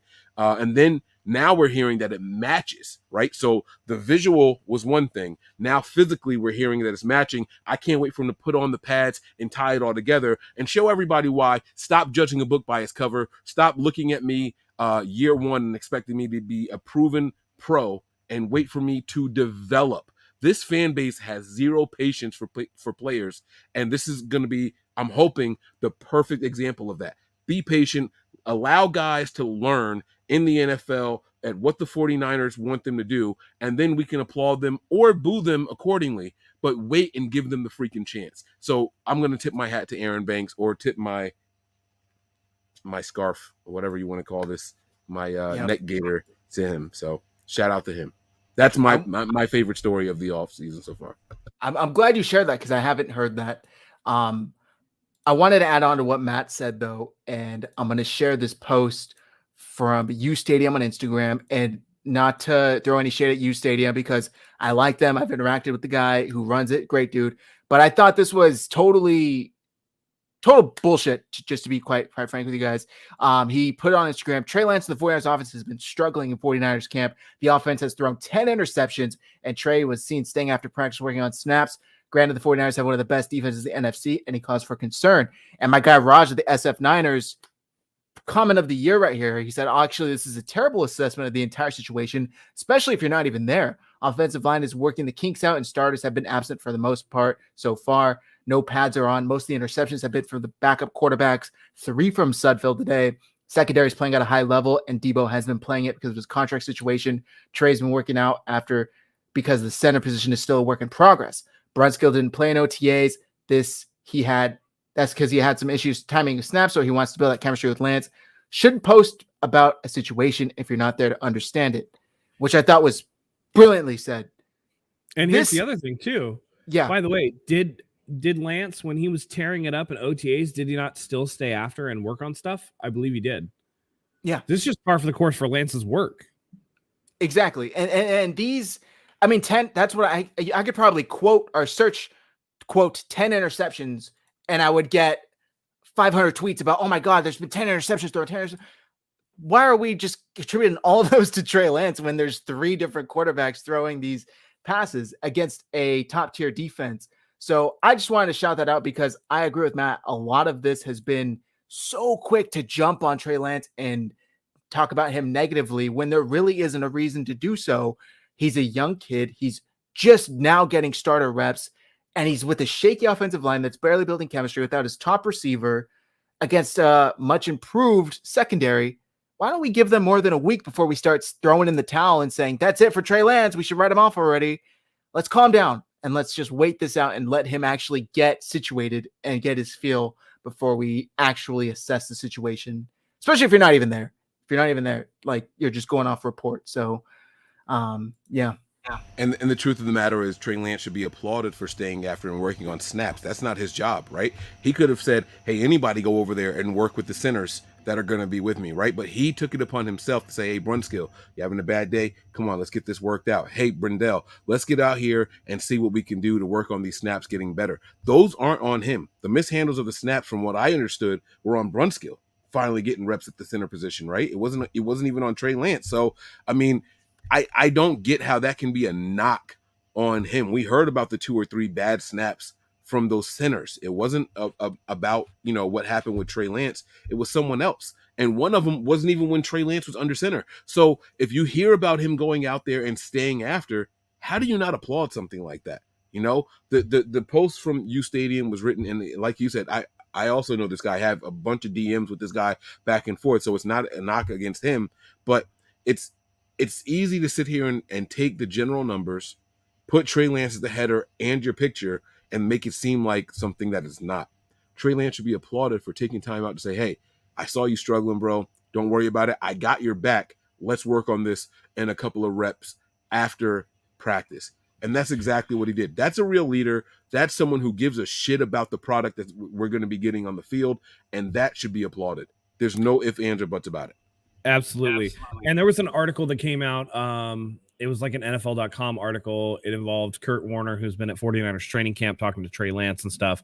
And Kurt Warner said, every player that I talk to tells me how excited they are about Trey Lance, not only as a player, but as a leader.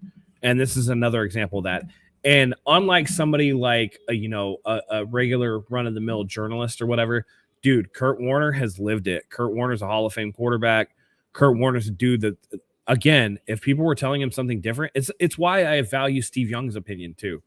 Like these quarterbacks that are in it, and no offense to Joe Montana's not really in it anymore. He's just looking outside perspective, right?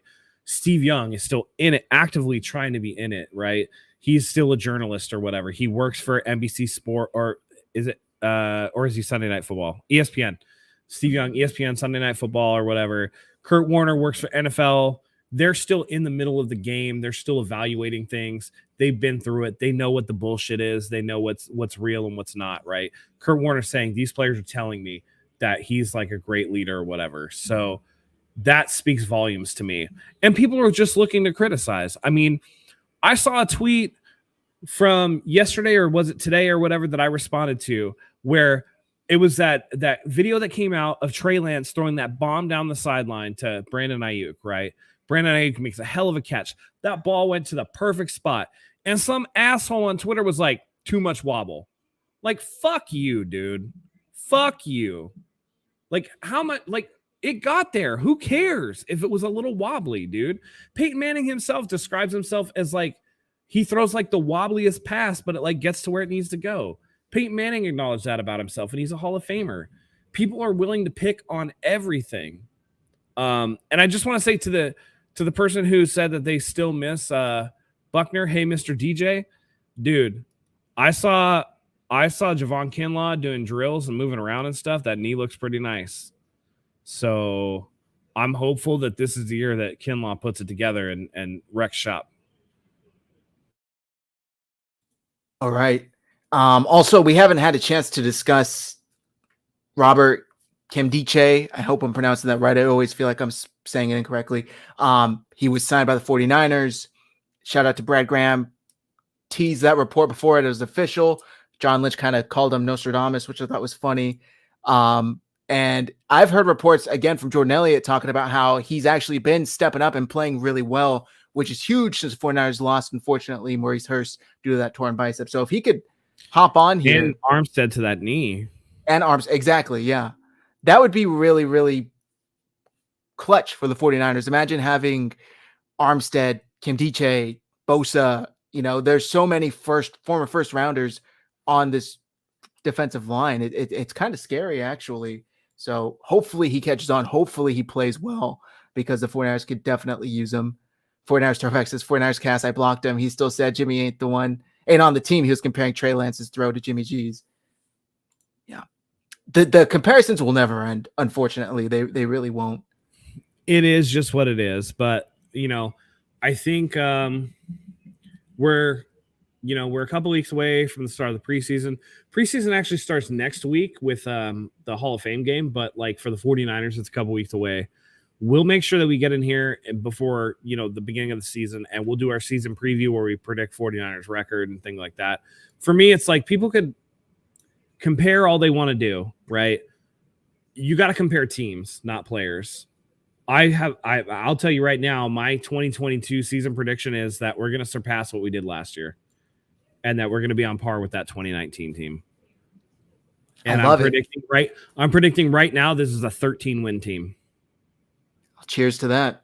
So we'll get into it, but we'll break it down, and I'll tell you why I feel that way. But I mean, I just, again, a lot of the people that are saying Trey Lance, oh, he's sucking in training camp or whatever, bro. Not every first year full season starting quarterback goes up against the top 5 defense in practice every day.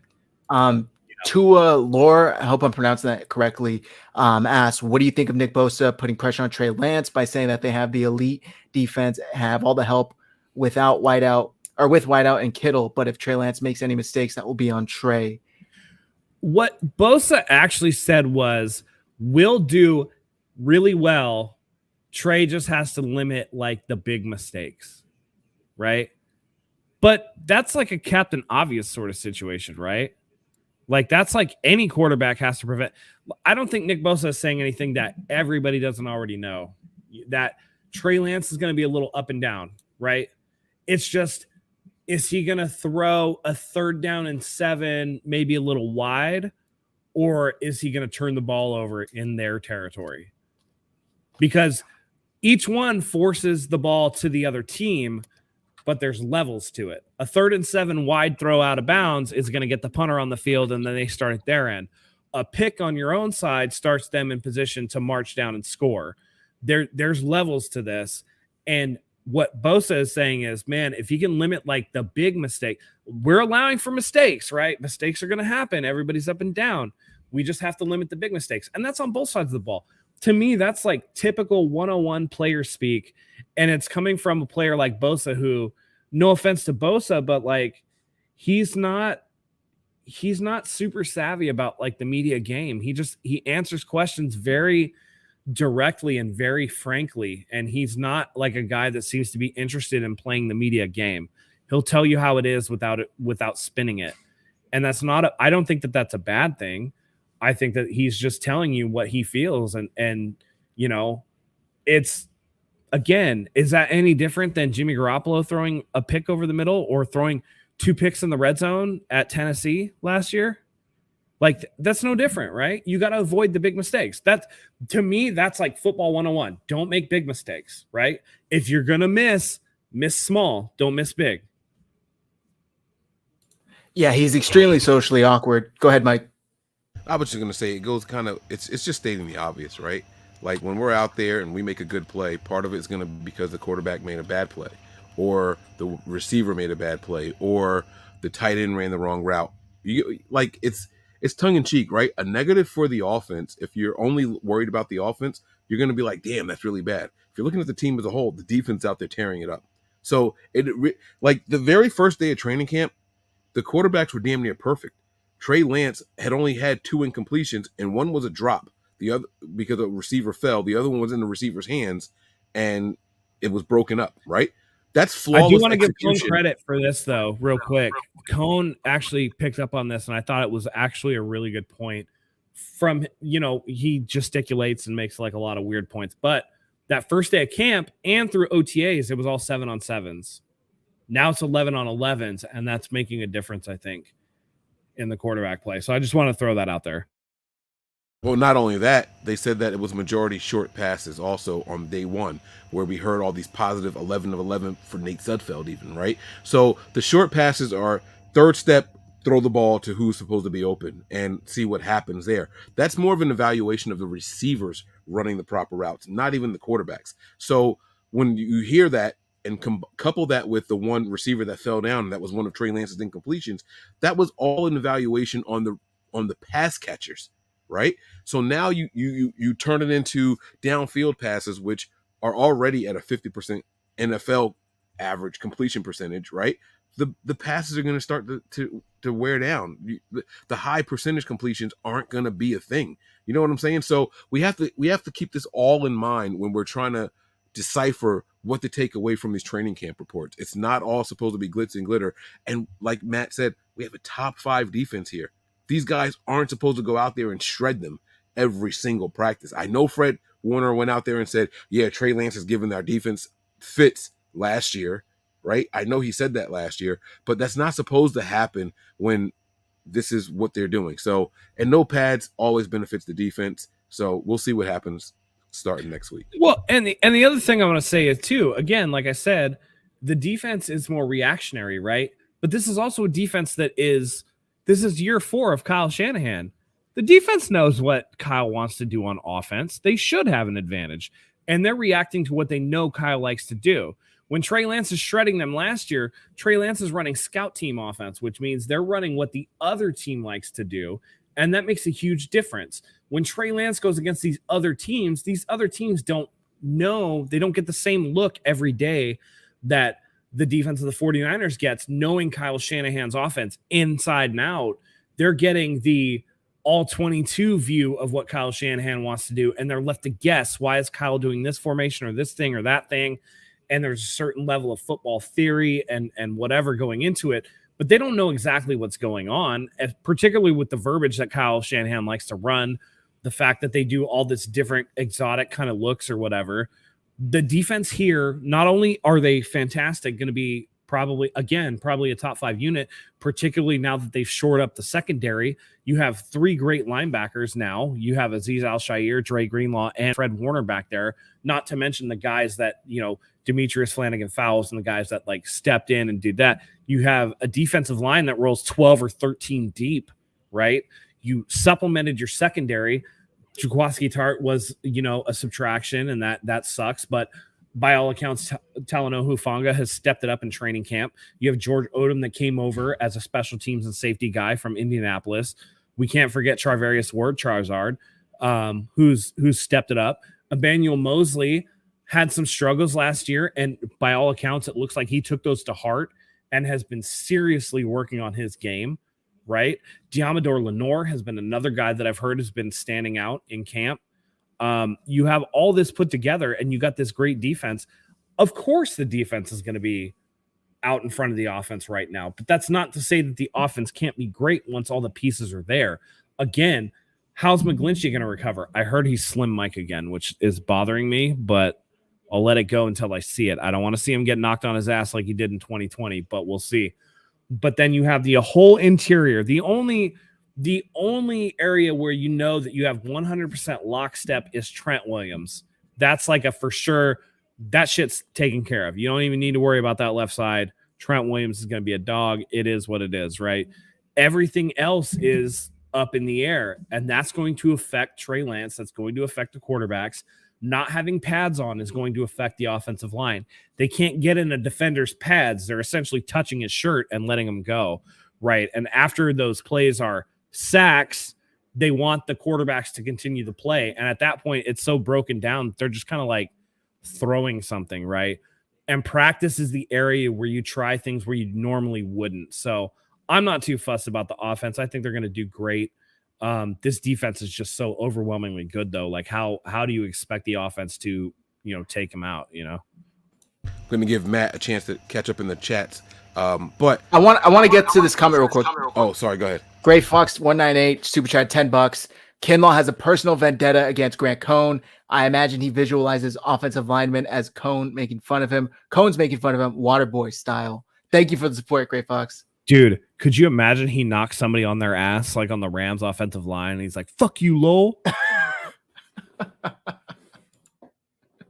Yes, actually, I could. I absolutely could imagine that, right? That's right. That's right. Matt just said something about Diamador Lenore. I have heard that he hasn't gotten any reps at the nickel position yet. And in fact, once they took Darquez Denard out, they went with Dante Johnson. Is this something that we should be talking about? Is there a chance that Diamador was never supposed to be a nickel and they really did draft him to be an outside corner? Like, this is something that no one's really seemed to be batting an eye at. And I think this, I don't know, it's early. It's week 1, no pads, right? I understand. But is this something that should be a story that's talked about a little bit more? When is he going to get those reps there, if at all? Because that's something that's been taking place. And like, Zach, I don't know. Like, how do you guys feel about that? I got to go. I'm sorry. You guys want to continue? Do you want to wrap up? How are we feeling here? Oh, you got to dip out? I got to go, yeah. Oh, shit. I'm game to keep going if Matt's still going. Yeah, we can keep going. That's all right. fine. Thank you, everybody. Yeah. You guys have a great rest of your show. I'm going to dip out real quick. I'm going to change it to this. Have a good night. Yes, sir. All right. Zach, man, all right, be so safe. I'll answer your question, man. Like, I feel like the nickelback is going to be like a by committee sort of thing. I feel like they don't really know. And I feel like nickelback is like a position where it's really difficult to determine what you need until you see it. It was a luxury to have the nickelback that we had the last couple of years, really good until he wasn't. So, you draft somebody like Womack, is it Tariq Fields? And was it Womack? I think that was the other one. Yeah, Womack was the other guy that they were saying they were right. So they drafted and signed some positions for the cornerback position. I think they're kind of taking the same approach as they're taking to the interior offensive line. You don't know what's going to work there until you see it, and then you go, "That's the guy." So I think it's early, but I think that's part of it. All right, cool. So that's not too bad then. I just was a little taken aback by Dante Johnson getting reps over there with the starters before these other guys. I was like, whoa, like I didn't expect. And you guys know I'm the biggest Dante Johnson's. I'm the biggest Dante Johnson supporter, him being from Jersey and everything, right? So I always go to bat for my Jersey guys. But I was really, really shocked when I heard that. Now, we know that he plays all over the secondary. Other than strong safety, he has played everywhere for the 49ers. And it's just weird. It was weird for me, anyway, to see that report. So I didn't know if you guys had heard about it or not, and I wanted to get your guys' thoughts on it. Yeah, I saw Dante Johnson was playing there. I think it's just kind of like, I don't know, man. It's so hard to gauge training camp because I feel like they're trying things they wouldn't normally try, right? They're like, it's almost like they have in their mind, and Kyle and John are very set in what they like to do. And it's almost like they know what they want to do to start the season, but that now they're like, let's program for the contingencies. If this happens, what are we going to do? Let's look at what the backup option is. Same thing like Spencer Burford getting all the starting reps at right guard. Exactly. Who saw that coming? I haven't heard anything about Donovan West. You know what I'm saying? Like Poe. Oh wait, is Poe on? Poe. Is he injured or is he active? Like I haven't heard I anything don't about know. him at all. But I haven't heard anything about West or Poe or some of these other guys, and you're just like, right? Okay. Yeah, I just it's weird not hearing anything about these guys that were top undrafted free agents that the team was going after. Donovan West getting that big, I'm saying big, that big guarantee, and where is he? What is he doing? Where is he lining up? I haven't heard anything about it. So it's interesting to me to hear about how they're moving these guys around. And like you said, I do believe that the 49ers have an idea. The front office has an idea of who the starters are going to be. So let's try this guy out to see if we think he can beat someone else out, later on. But yeah, I don't know. And I think for now, it's mainly, there's a difference between what you have with the pads on, right? There's pure athleticism, which I think shirts and shells is good for, right? The pure athletes are going to shine with shirts and shells because the physicality is going to be a little bit less by design, because you can't necessarily get up in somebody and really move them off somewhere or put them out of position or bully them a little bit, because by nature of not wearing pads, you're not going to be quite as physical. As opposed to when you get the pads on and you can be more physical, is somebody going to start standing out more? And that's where I feel like, particularly with a nickelback situation, even in zone coverages, you're going to see a lot of times the nickelback is going to bump somebody because it's going to be the wide receiver is going to be running across, or he's going to, you're going to rub them off somebody else, right? There's going to be a little more physicality amongst that than there would be otherwise. I think once you get the pads on, we're going to get a better idea of who's going where on the offensive line and on the defensive side of the ball, particularly at that nickelback spot. Maybe, again, Warner says he's working on coverage.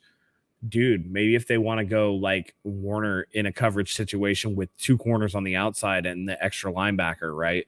There are going to be situations where that's the case, where you don't have a nickelback out there and you're running your base defense and Warner's going to pick up coverage.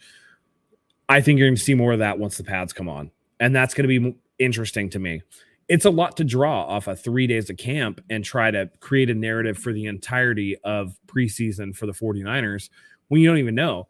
And I mean, how many times have you seen it, right? Where it's just like, I don't know about this guy. I don't know about this guy. Oh shit, he popped in preseason game number 2. Right. Now, and then all of a sudden, wow, you're up the depth chart and you're moving. You mentioned the pads coming on and everything like that. I expect the offense to take a major step forward, specifically the offensive line. Then you insert a newly signed Deebo into the mix. How much of a swing do you think the storylines take after day one? Because day one was offense. Holy crap. And then it was defense dominating. All right, we got lockdown corners, right? Now when you throw let me backtrack a little bit. Day one was offense. 2 and 3, defense. But you heard Ayuk is looking great out there. He's really doing his thing.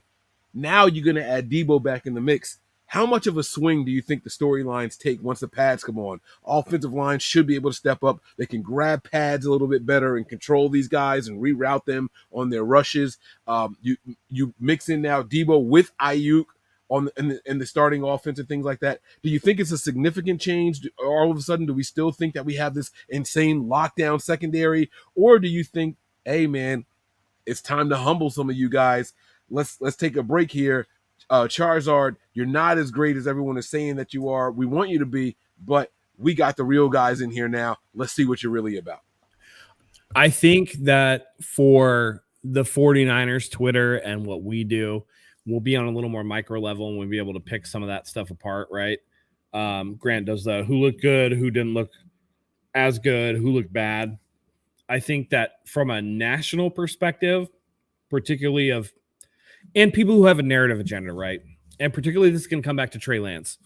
If Trey Lance starts stepping it up once Deebo comes back and the pad comes on, all of a sudden it's going to be, oh, well, Trey Lance now has all his weapons, and that's why Trey Lance looks better, right? oh, the offensive line was able to get a little more physical, so they're giving Lance time that he wouldn't have in the regular season. It's going to be everything except to give Trey Lance his flowers. And if Trey Lance makes a mistake, that's going to be magnified.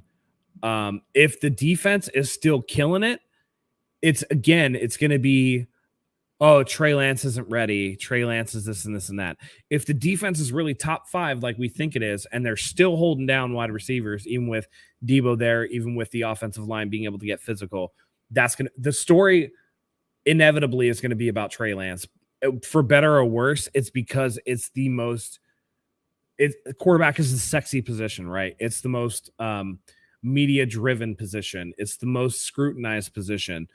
This offseason is all going to be about the transition from Jimmy Garoppolo to Trey Lance. That's all it's been about as far as I've heard so far. And for us, I mean, I know you and then me in particular, man, I'm fascinated by what the fuck they're doing on the offensive line. I have no idea what they're doing in the middle. And it's really interesting to me because I'm just like, they're really going to scattershot this offensive line when they have a new quarterback. And like, it's tangentially about Trey Lance, but for me, it's like, how do you expect Trey Lance to do really well if you're not giving him the tools that he needs to stand upright and read the defense and this and this and that? But even on day 2, and again, Grant Cohn, like he just happens to be a prolific guy, right? Like he's just a prolific guy in terms of 49ers content. He has access to the building. He's throwing stuff out there. But even Trey Lance is like, dang, man, I don't know if Trey sees well to his left. That's something that hurt Colin Kaepernick. And it's just like, bro, it's day 2. And this is where we are with the Trey Lance thing. And it's this offseason is going to be preseason. It's going to be completely about Trey Lance. Everything else is going to be secondary or tertiary to the Trey Lance situation. For me, I'm comfortable with Trey. I'm comfortable with the growing pains. How are you going to keep him upright, right? How good is this defense? Can the team carry Trey Lance until he's ready to help carry the team in a way that Jimmy Garoppolo could not? Because I already know what the 49ers look like when they have to carry a quarterback. We watched that all last season. That to me is not a mystery. What the mystery is to me is, can the team prop Trey up enough to help him grow and develop on the fly? Because as we know, training camp speed is not game speed. He might be completely trash in practice because he's trying to do things he wouldn't normally do in a game. And he might do something completely different in the game where you're like, damn, this dude's actually really good in games. Like, why is he so bad in practice? We've seen that before. Aaron Rodgers is notorious for throwing picks in training camp because he just does stuff. He wants to try things, and that's okay, right? That you kind of want to see what you can get away with.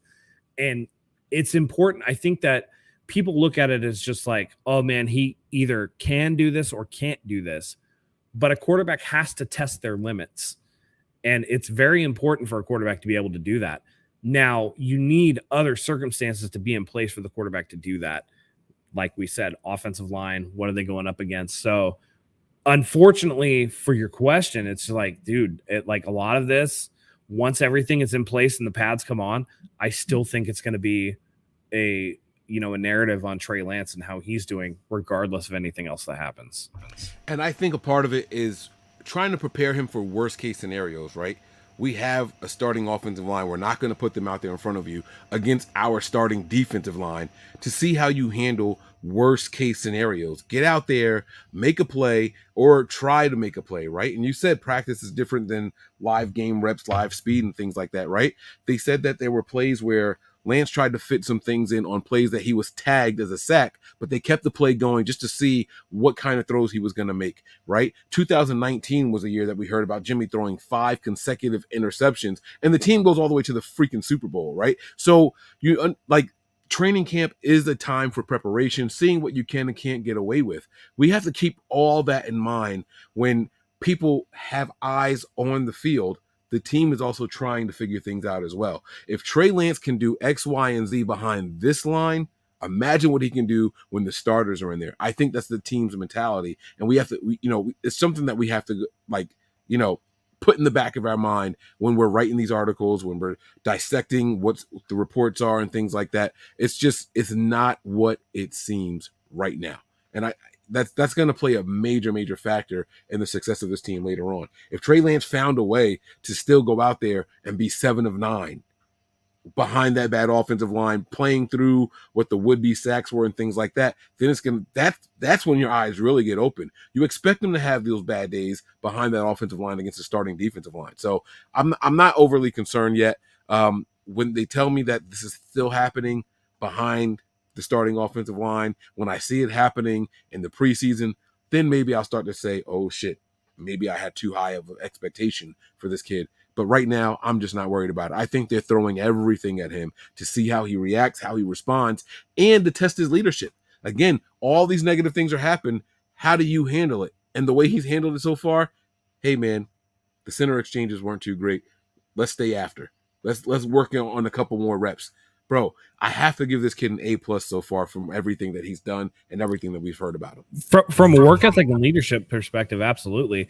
And shout outs to Bucky Brooks, who went on Colin Cowherd last week and was just like, hey, man, like, it's cool. You want to like have a narrative about Trey Lance, but we're really not going to know what he is until like 1 or 2 seasons in.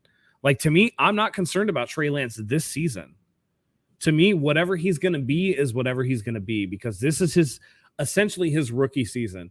You're going to see ups, you're going to see downs. He's going to make some bad mistakes where we're all like, golly, I wish he didn't throw that pass. Or, fuck, man, he fumbled the ball. Like, we were so close. We had that last year with Jimmy. The difference is Jimmy was an 8-year pro last year, right? Trey Lance is coming into his first full season as a starter. This is the time, for better or worse, to work out the kinks. And it's why I'm so glad that Kyle came out in that first press conference, that first kind of like State of the Union to open up training camp, and was like, listen, this is Trey's team. We've already acknowledged this is Trey's team. It's his time now, right? Jimmy is not going to practice for us anymore. He's telling you Jimmy is not going to be here to begin the season. He's gone, right? And no matter what they say, we don't want to cut Jimmy. The fact that they're like, he's not going to practice, that tells you he's gone. Like, it doesn't matter, trade, cut, he won't be here week 1. He's not even factoring into the equation. Because if you don't think that Kyle Shanahan is tailoring this offense to supplement the athleticism that Trey Lance brings to the table, you're not paying attention. This is not going to be the same offense that Jimmy ran last year. So if you thought you were going to keep Jimmy into the season, it would behoove you to actually get him up to date on the playbook. They're not doing that. They're like, Jimmy, you can run off to the side. You can throw on your own dime with the trainers or whatever. We don't give a shit. You're not practicing with this team. Trey Lance is going to have ups and downs. I'm telling you right now, he's going to have double-digit interceptions this year. That's what it's going to be, right? He's going to have 5 to 10 fumbles this year. That's what it's going to be. That's what every first starting year quarterback goes through, except for Patrick Mahomes, who's a fucking unicorn, right? And that's the floor, by the way. It very well could be that Trey Lance has this magical season and comes out way better than anybody expected. I'm telling you, worst case scenario, double-digit interceptions, he's going to have some mistakes. It's what happens in 2023 and beyond, right? This team is still set up where this is not the only year. Kittle is under contract. Deebo's under contract. Ayuk is under contract. Bosa's going to get re-signed. Trent Williams is under contract. All the key pillar and post guys, Travarius Ward under contract. All the key guys are still under contract with the salary cap continuing to increase. They're going to have a little more draft capital. You know, you're looking at a team that can still restock the shelves, right? Going into year 3, that's where you really want to see Trey Lance start to peak, where you want to see his value go up. Until then, there's going to be mistakes. That's just the nature of the beast. You mentioned the Bucky Brooks thing, and I liked what he said. I got a question, though. He said that it takes 33 games to really see what a quarterback is. Not 30. He said 33. I believe he said 33. He said like 32 or 30. I think he's like estimating like it used to be 2 seasons. Now it's 17. So it's 2 seasons essentially. Yeah. That's what I was going to say. 5 years from now, do you think they change it to 34? Like, do you think they? Yeah. It's. I mean, the tent pole is going to be like 30, like 2 seasons worth of games, whatever that is. That's what I thought, because I always wonder what that formula was. Did they come up with some magic formula? 33. He's like 6. It was 16 one year and 17 the next year. That's 33 games. So gotcha. It's okay, I was trying to figure out like where that number came from. So, I think after that many starts, though, we will have a decent idea of who he is. So the first year, he's out there and the league is adjusting to him. The next year, he's adjusting to the league. Now we're going to see what this guy really is. And so I think that's really what it comes down to. So I'm excited, man. The future is extremely bright. Absolutely. I don't know how anyone can be down on this team right now. No, and and I really want to caution people, right? Trevor Lawrence struggled last year. Does that mean he's trash? No. Zach Wilson struggled last year. Does that mean he's trash? No. Mac Jones played really well in the first half, struggled in the second half. Does that mean he's good? Not necessarily, right? Justin Fields played terrible. Is he terrible? No, but the Bears are trash, so he's probably going to fail. Sorry to say, but you have to look at circumstance. You have to look at the big thing for me, for particularly, let's just take Trevor Lawrence for an example. Trevor Lawrence last year, difficult coaching situation, bad franchise, right? Struggled. This year, a little bit what you would assume is at least a more professional coach, if not a better coach. Does Trevor Lawrence show year upon year improvement? If he does, that's enough to tell me that continue on with that guy, right? Baker Mayfield, from year 2, he was better than year 1, right? Year 3, he was better than year 2. Year 4, he took a step back. You have, as long as the quarterback is continuing to improve, once he reaches the level that you're really comfortable with, like Josh Allen now. Josh Allen now is a franchise guy, right? Like, even if he's proven that he can do it at such a high level, he's done it essentially now for 2 years.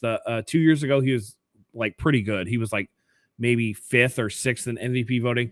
This last year, he's like right at the top, right? Josh Allen's like MVP candidate, right? Now it's almost like you're like a made man, right? Your career is, dude, this dude is really fucking good. Okay. Even if he has like whatever, maybe he has a little more interception than he had last year. The talent is there. The proof is in the pudding. He's already shown that he can do it, right? It's about maintaining that level. That's what you want to see. You want to see incremental improvement or steady improvement until you reach that level. And then it's like, all right, we got our guy. And then you just kind of ride the wave until you see a market actual couple years of decline. At that point, you're set, right? That's what I want to see out of Trey Lance. You got 6 games out of him last year, but really he appeared in 6 games. He started 2 and played the second half of the Seahawks game. So it was really essentially 2 3/4 games last year for Trey Lance. You don't know what you have in him yet. And if you see improvement over last year, that's great. But if you see improvement in year 3 for him, that's what we really want to see. I'm going to ride the wave, ups and downs, no matter what it is. He's gonna screw up, man. He's a 22-year-old kid with less than 700 career throws. There's gonna be a lot of struggles, right? There's gonna be some struggles. You want to see the improvement. If he can improve, that's your guy. If not, then this franchise is fucked for 5 years anyway, so it doesn't even matter. Right. So what's going forward? What is your biggest concern for the rest of training camp and maybe even into the upcoming season? Like, what's your biggest concern? Because it's interior offensive line. Interior offensive line. That's my big concern. It seems like they're doing a throw shit against the wall and see what sticks kind of thing, and I don't think that that's the best approach with a young quarterback. I don't want to see Trey Lance running for his life every single game. And you're talking about a division with Aaron Donald in it. You're talking about a schedule that has a lot of good teams on it with a lot of good pass rushers. And you're asking him to do things, particularly when you look at Trey Lance's skill set. They're going to be running options, which is great. Those are going to be whatever. But we already know that Trey Lance has more ability to stretch the field than Jimmy Garoppolo. What can you not do in terms of deep throwing? Like, what is one of the biggest needs you need for deep throwing besides wide receivers? You need protection. If he's not getting protection, can they do that? Now, maybe Kyle draws up something and he's like, dang, man, our interior offensive line is really average. Maybe I'm going to do boot action for him and get him out on the perimeter and let him throw deep that way. But even then, with boot action, shit, they might throw it deep, right? You need to be able to throw deep from the pocket too. And that is going to require interior offensive line play. And I think that that's something that is very important. Is there a chance that the 49ers are looking at this season the way Seattle has looked at Russell Wilson for so many years? It's like we have this good guy who can move. He can stay behind the line of scrimmage, get outside the pocket, and still look to make plays downfield. So we don't have to fix the offensive line right now? Like, I'm not saying that the Niners haven't made attempts to improve the offensive line. I mean, they've drafted 4 linemen in the last 2 years, maybe 5. So I'm not saying that at all. But do you think that there's a chance that they're saying we don't have to fix this right now because we have now a mobile quarterback, someone who can escape the pocket and still make plays? Do you think that that's part of the thought process with them? I would have said that it would have been, but they also had a front row seat after the NFC Championship game watching what the Rams defensive line did to the Cincinnati Bengals offensive line in the Super Bowl and what Cincinnati subsequently did in the offseason. And Cincinnati built their team from the outside in, right? They got wide receivers, they got weapons. Then they got Joe Burrow. The offensive line was lacking. And then all of a sudden you're just like, oh shit, we need offensive line for Joe Burrow. Like he didn't have time. I think he got sacked 8 or 9 times in the Super Bowl. And without those 8 or 9 sacks, Cincinnati would have won that game. It was a close game anyway. And it just, that the lack of protection really hurt. So before this last season, I would have said, oh yeah, maybe they do the thing where they're like, okay, we'll build from the outside in. Maybe offensive line's not important because he's so good. Maybe it's a Patrick Mahomes type where he's just going to make it up on the fly. But I think that the league is a copycat league, and I just don't think that they had the time or the resources to invest in the offensive line that they would have wanted to. And I think that's part of it. I think they also, and this is just me speculating, this is not me having any inside information. I think they underestimated what Laken Tomlinson was going to command on the open market. I really do think that they slept on that, and that they should have tried to re-sign him before he hit free agency. And it really hurt them when he didn't. And I also think that they were kind of counting on Mack coming back, Alex Mack coming back. Sorry, 49ers center has been a mess for like 5 years. So. But I think they were, counting on Alex Mack to come back.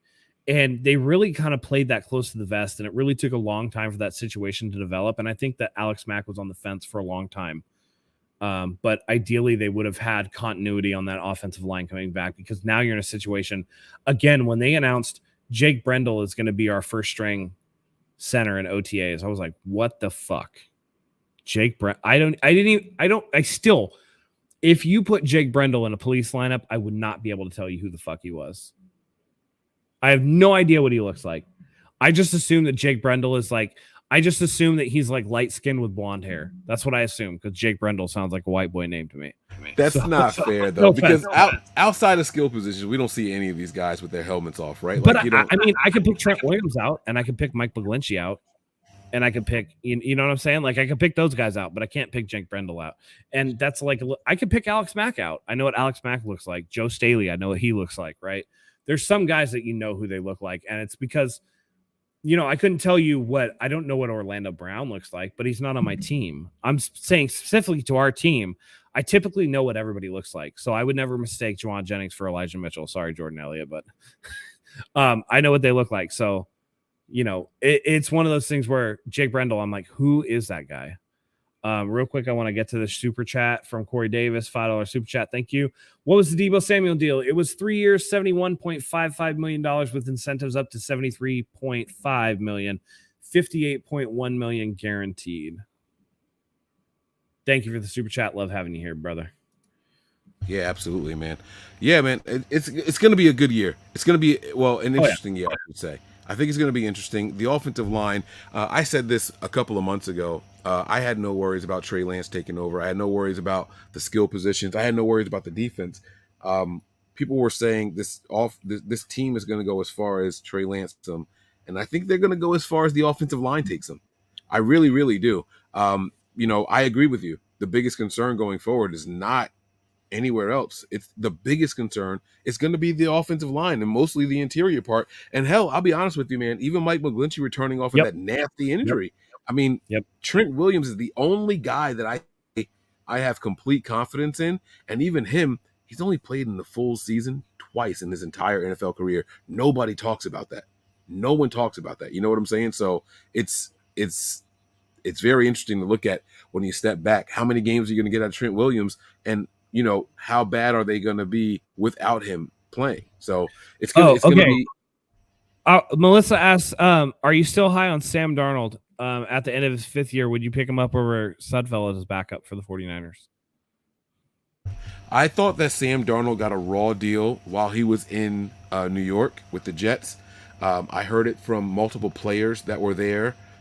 You heard Anderson once he transitioned to but when he Robbie? went to when he went to Carolina. When he went to Carolina, he kind of went to bat for his guy. He was saying that, the issues weren't really Sam, it was other players. And he even, when they said that the Panthers might be interested in Sam Darnold, he was like, oh, no, I don't want him here. Like, that was a big thing and he was like, it was just more about me going to bat for our guy that was here, someone, that I know already, It was not about Baker. It was more about going to bat for my guy that's here already. I don't know if I would prefer him over Sudfeld because I just haven't seen anything of Sudfeld to say I have confidence in him. It's not fair for me to make that assessment. Listen to Kyle Shanahan. He said something that I thought was really interesting. Sudfeld has the fastest 40 of all the quarterbacks on the 49ers roster. Not that they're bringing them in to be, running backs. I swear to God, Kyle Shanahan said, I swear. I don't know why he went out there and said that. Sudfeld also probably has the best ball thrown, like the prettiest passes of all the quarterbacks on the roster as well. Middlecoff said that too, that Sudfeld throws like a beautiful spiral. I said that last year, watching the film from Jimmy, Trey, and Sudfeld. I was watching those guys in the camp videos and everything, and you see some really nice passes going downfield to certain wide receivers. I'm like, man, who threw that? And I'm rewinding it in slow motion, watching it, trying to see if I could see the number. And it was Sudfeld a lot of the times, you know what I'm saying? But I haven't seen him in game situations to clearly give you a definitive answer, Melissa. So I am sorry, I can't say for sure either way. But what I will say is this: I trust this front office. If they decide to move on from Sudfeld to pick up someone else, I'm going to assume it's because they feel that the other person gives us a better shot as the backup role and not Sudfeld. So I'm gonna pass this off to those guys with the knowledge and not myself. So, by the way, Hung Fat, you got it right. Hit like and subscribe. Support the channel, guys. I think Melissa meant 2023. So if Darnold came available next year after his 5th year, would you pick him up? I would be interested in it because if he's available, I would too. That 5th year option kind of goes by the wayside. Right. We know that the he's going to be cheaper. Yeah. Now, I don't know if he'd be cheaper than Sudfeld, but we know the talent. He's going to be cheaper. Cheaper to what he is now. He's going to be cheaper. And again, like you said, it's a situation where Darnold has first-round pedigree, and that opens a lot of doors for you and that gets you a lot of chances, right? Sudfeld is I think Sudfeld was like a 7th-round guy. So, yeah, I'd be interested. If anybody could rehab him, even hell, Josh Rosen had a terrible career before he got to San Francisco. Josh Rosen didn't do shit in San Francisco. He still got signed with the Bucs as a backup. You know what I mean? Kyle Shanahan will get you chances. When certain coaches pick you up over and over, that's saying something. And look at where after Rosen left Arizona, look at where he went and watch his trail. He's getting picked up by trusted coaches and offensive coordinators in the NFL. That's got to stand for something. I don't know what. I think he got signed again this season, to a practice squad or something. Right. He just went to Cleveland. He just went to Cleveland, I believe. Yeah. So he's, dude, again, it's Rosen's on his 6th team, but the fact that you got to 6 teams, that means you're not absolute dog shit. Right. And he's the biggest bust of that draft. No doubt. I was higher on Rosen than he ended up being, but the fact that he got to a 6th team tells you that, hey, some of these coaches trust what they're doing, what he's doing, the process that he brings. So yeah, I would be interested if Kyle's interested in Sam Darnold. That's enough of an endorsement for me to be interested in Sam Darnold. Exactly. Yep. That's exactly where I am. Yeah. So, going forward, I know that, we're over 2 hours. We're going to wrap this up pretty shortly, guys.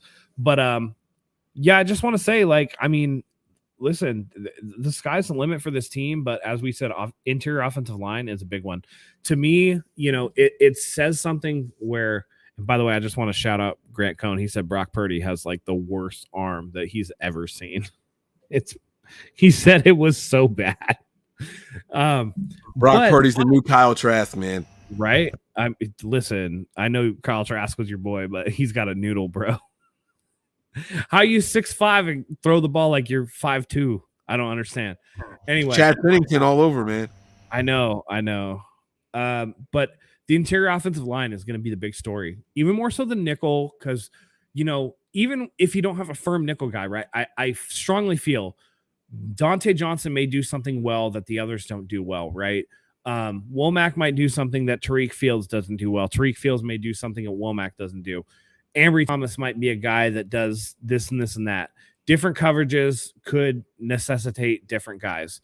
But typically your starting offensive line is your starting offensive line, right?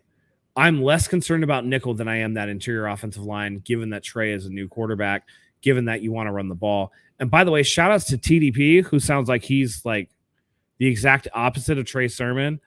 I've heard that he puts his foot in the ground and just hits the hole. And that's exciting for me. TDP is a guy that I'm very excited about. And especially if that can take a little bit of the pressure off Elijah Mitchell, because I know Elijah Mitchell struggled with some injury last year.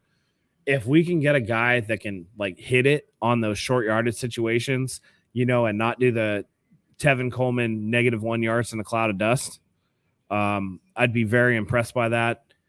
And it's real nice. Here's a good question for us. Trey Lance over under 3,850 passing yards. I think Trey Lance hits 4K.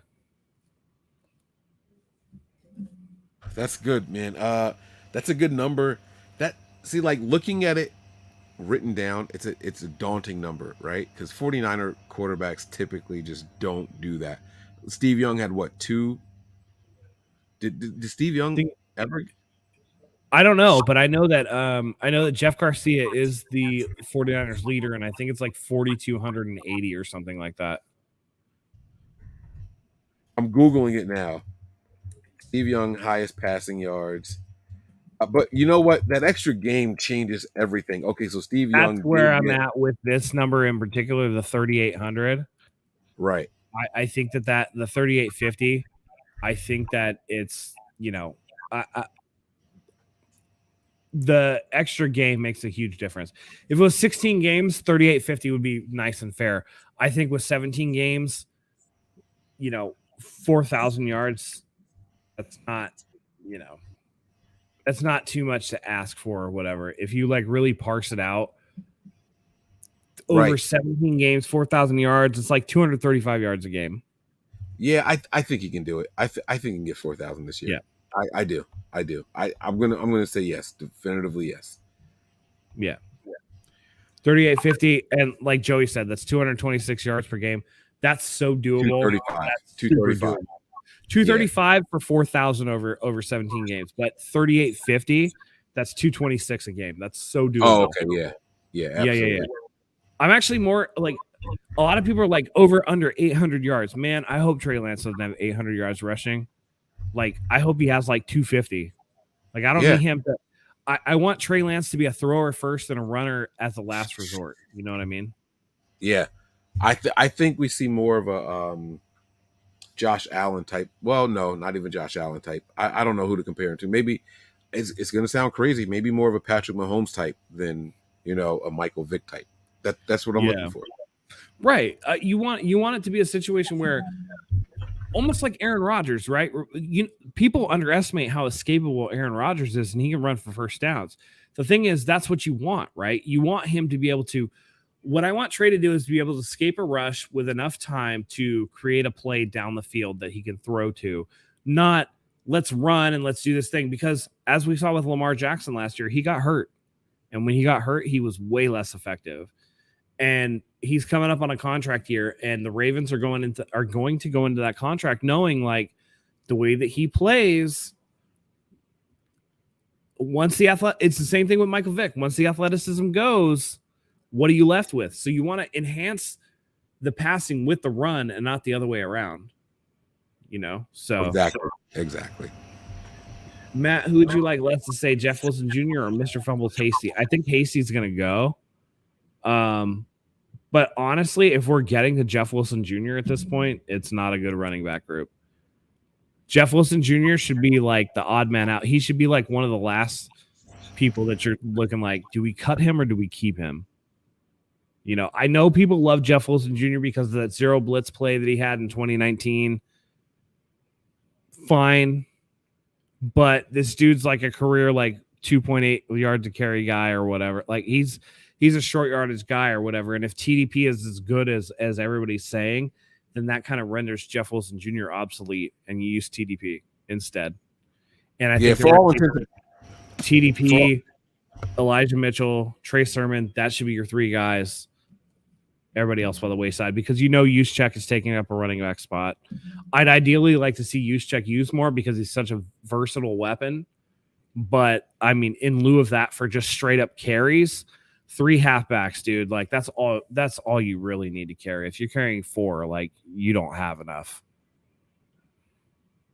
It speaks to the faith you have in your 3, whether it be durability or whatever. But if you're keeping 4 of them, it speaks to, what you expect from the other 3 guys. So stash a couple of running backs on the practice squad and keep it working. You know what I mean? Keep it moving. I'm with you. Yeah. I think that's going to do it for us, guys. We're getting to the end of the episode. It's Sunday night. Thank you all for joining us. Mike, first of all, we're not going to do ad reads. Okay, go get the gold stamp. Go get the 81 Vino. I'm not going to do a whole spiel because I don't have the little baby things and I don't have the bottle. I drank the bottle. But go follow our sponsors, all that good stuff. Use code Hive. I think that's our code. Thank you, guys. Gold stamp, drink. Maybe put the gold stamp in the drink. See if you can parse it from whatever. Fantastic. What is it? A Dollar Shave Club or Manscaped? Come get us, bruh. We want you.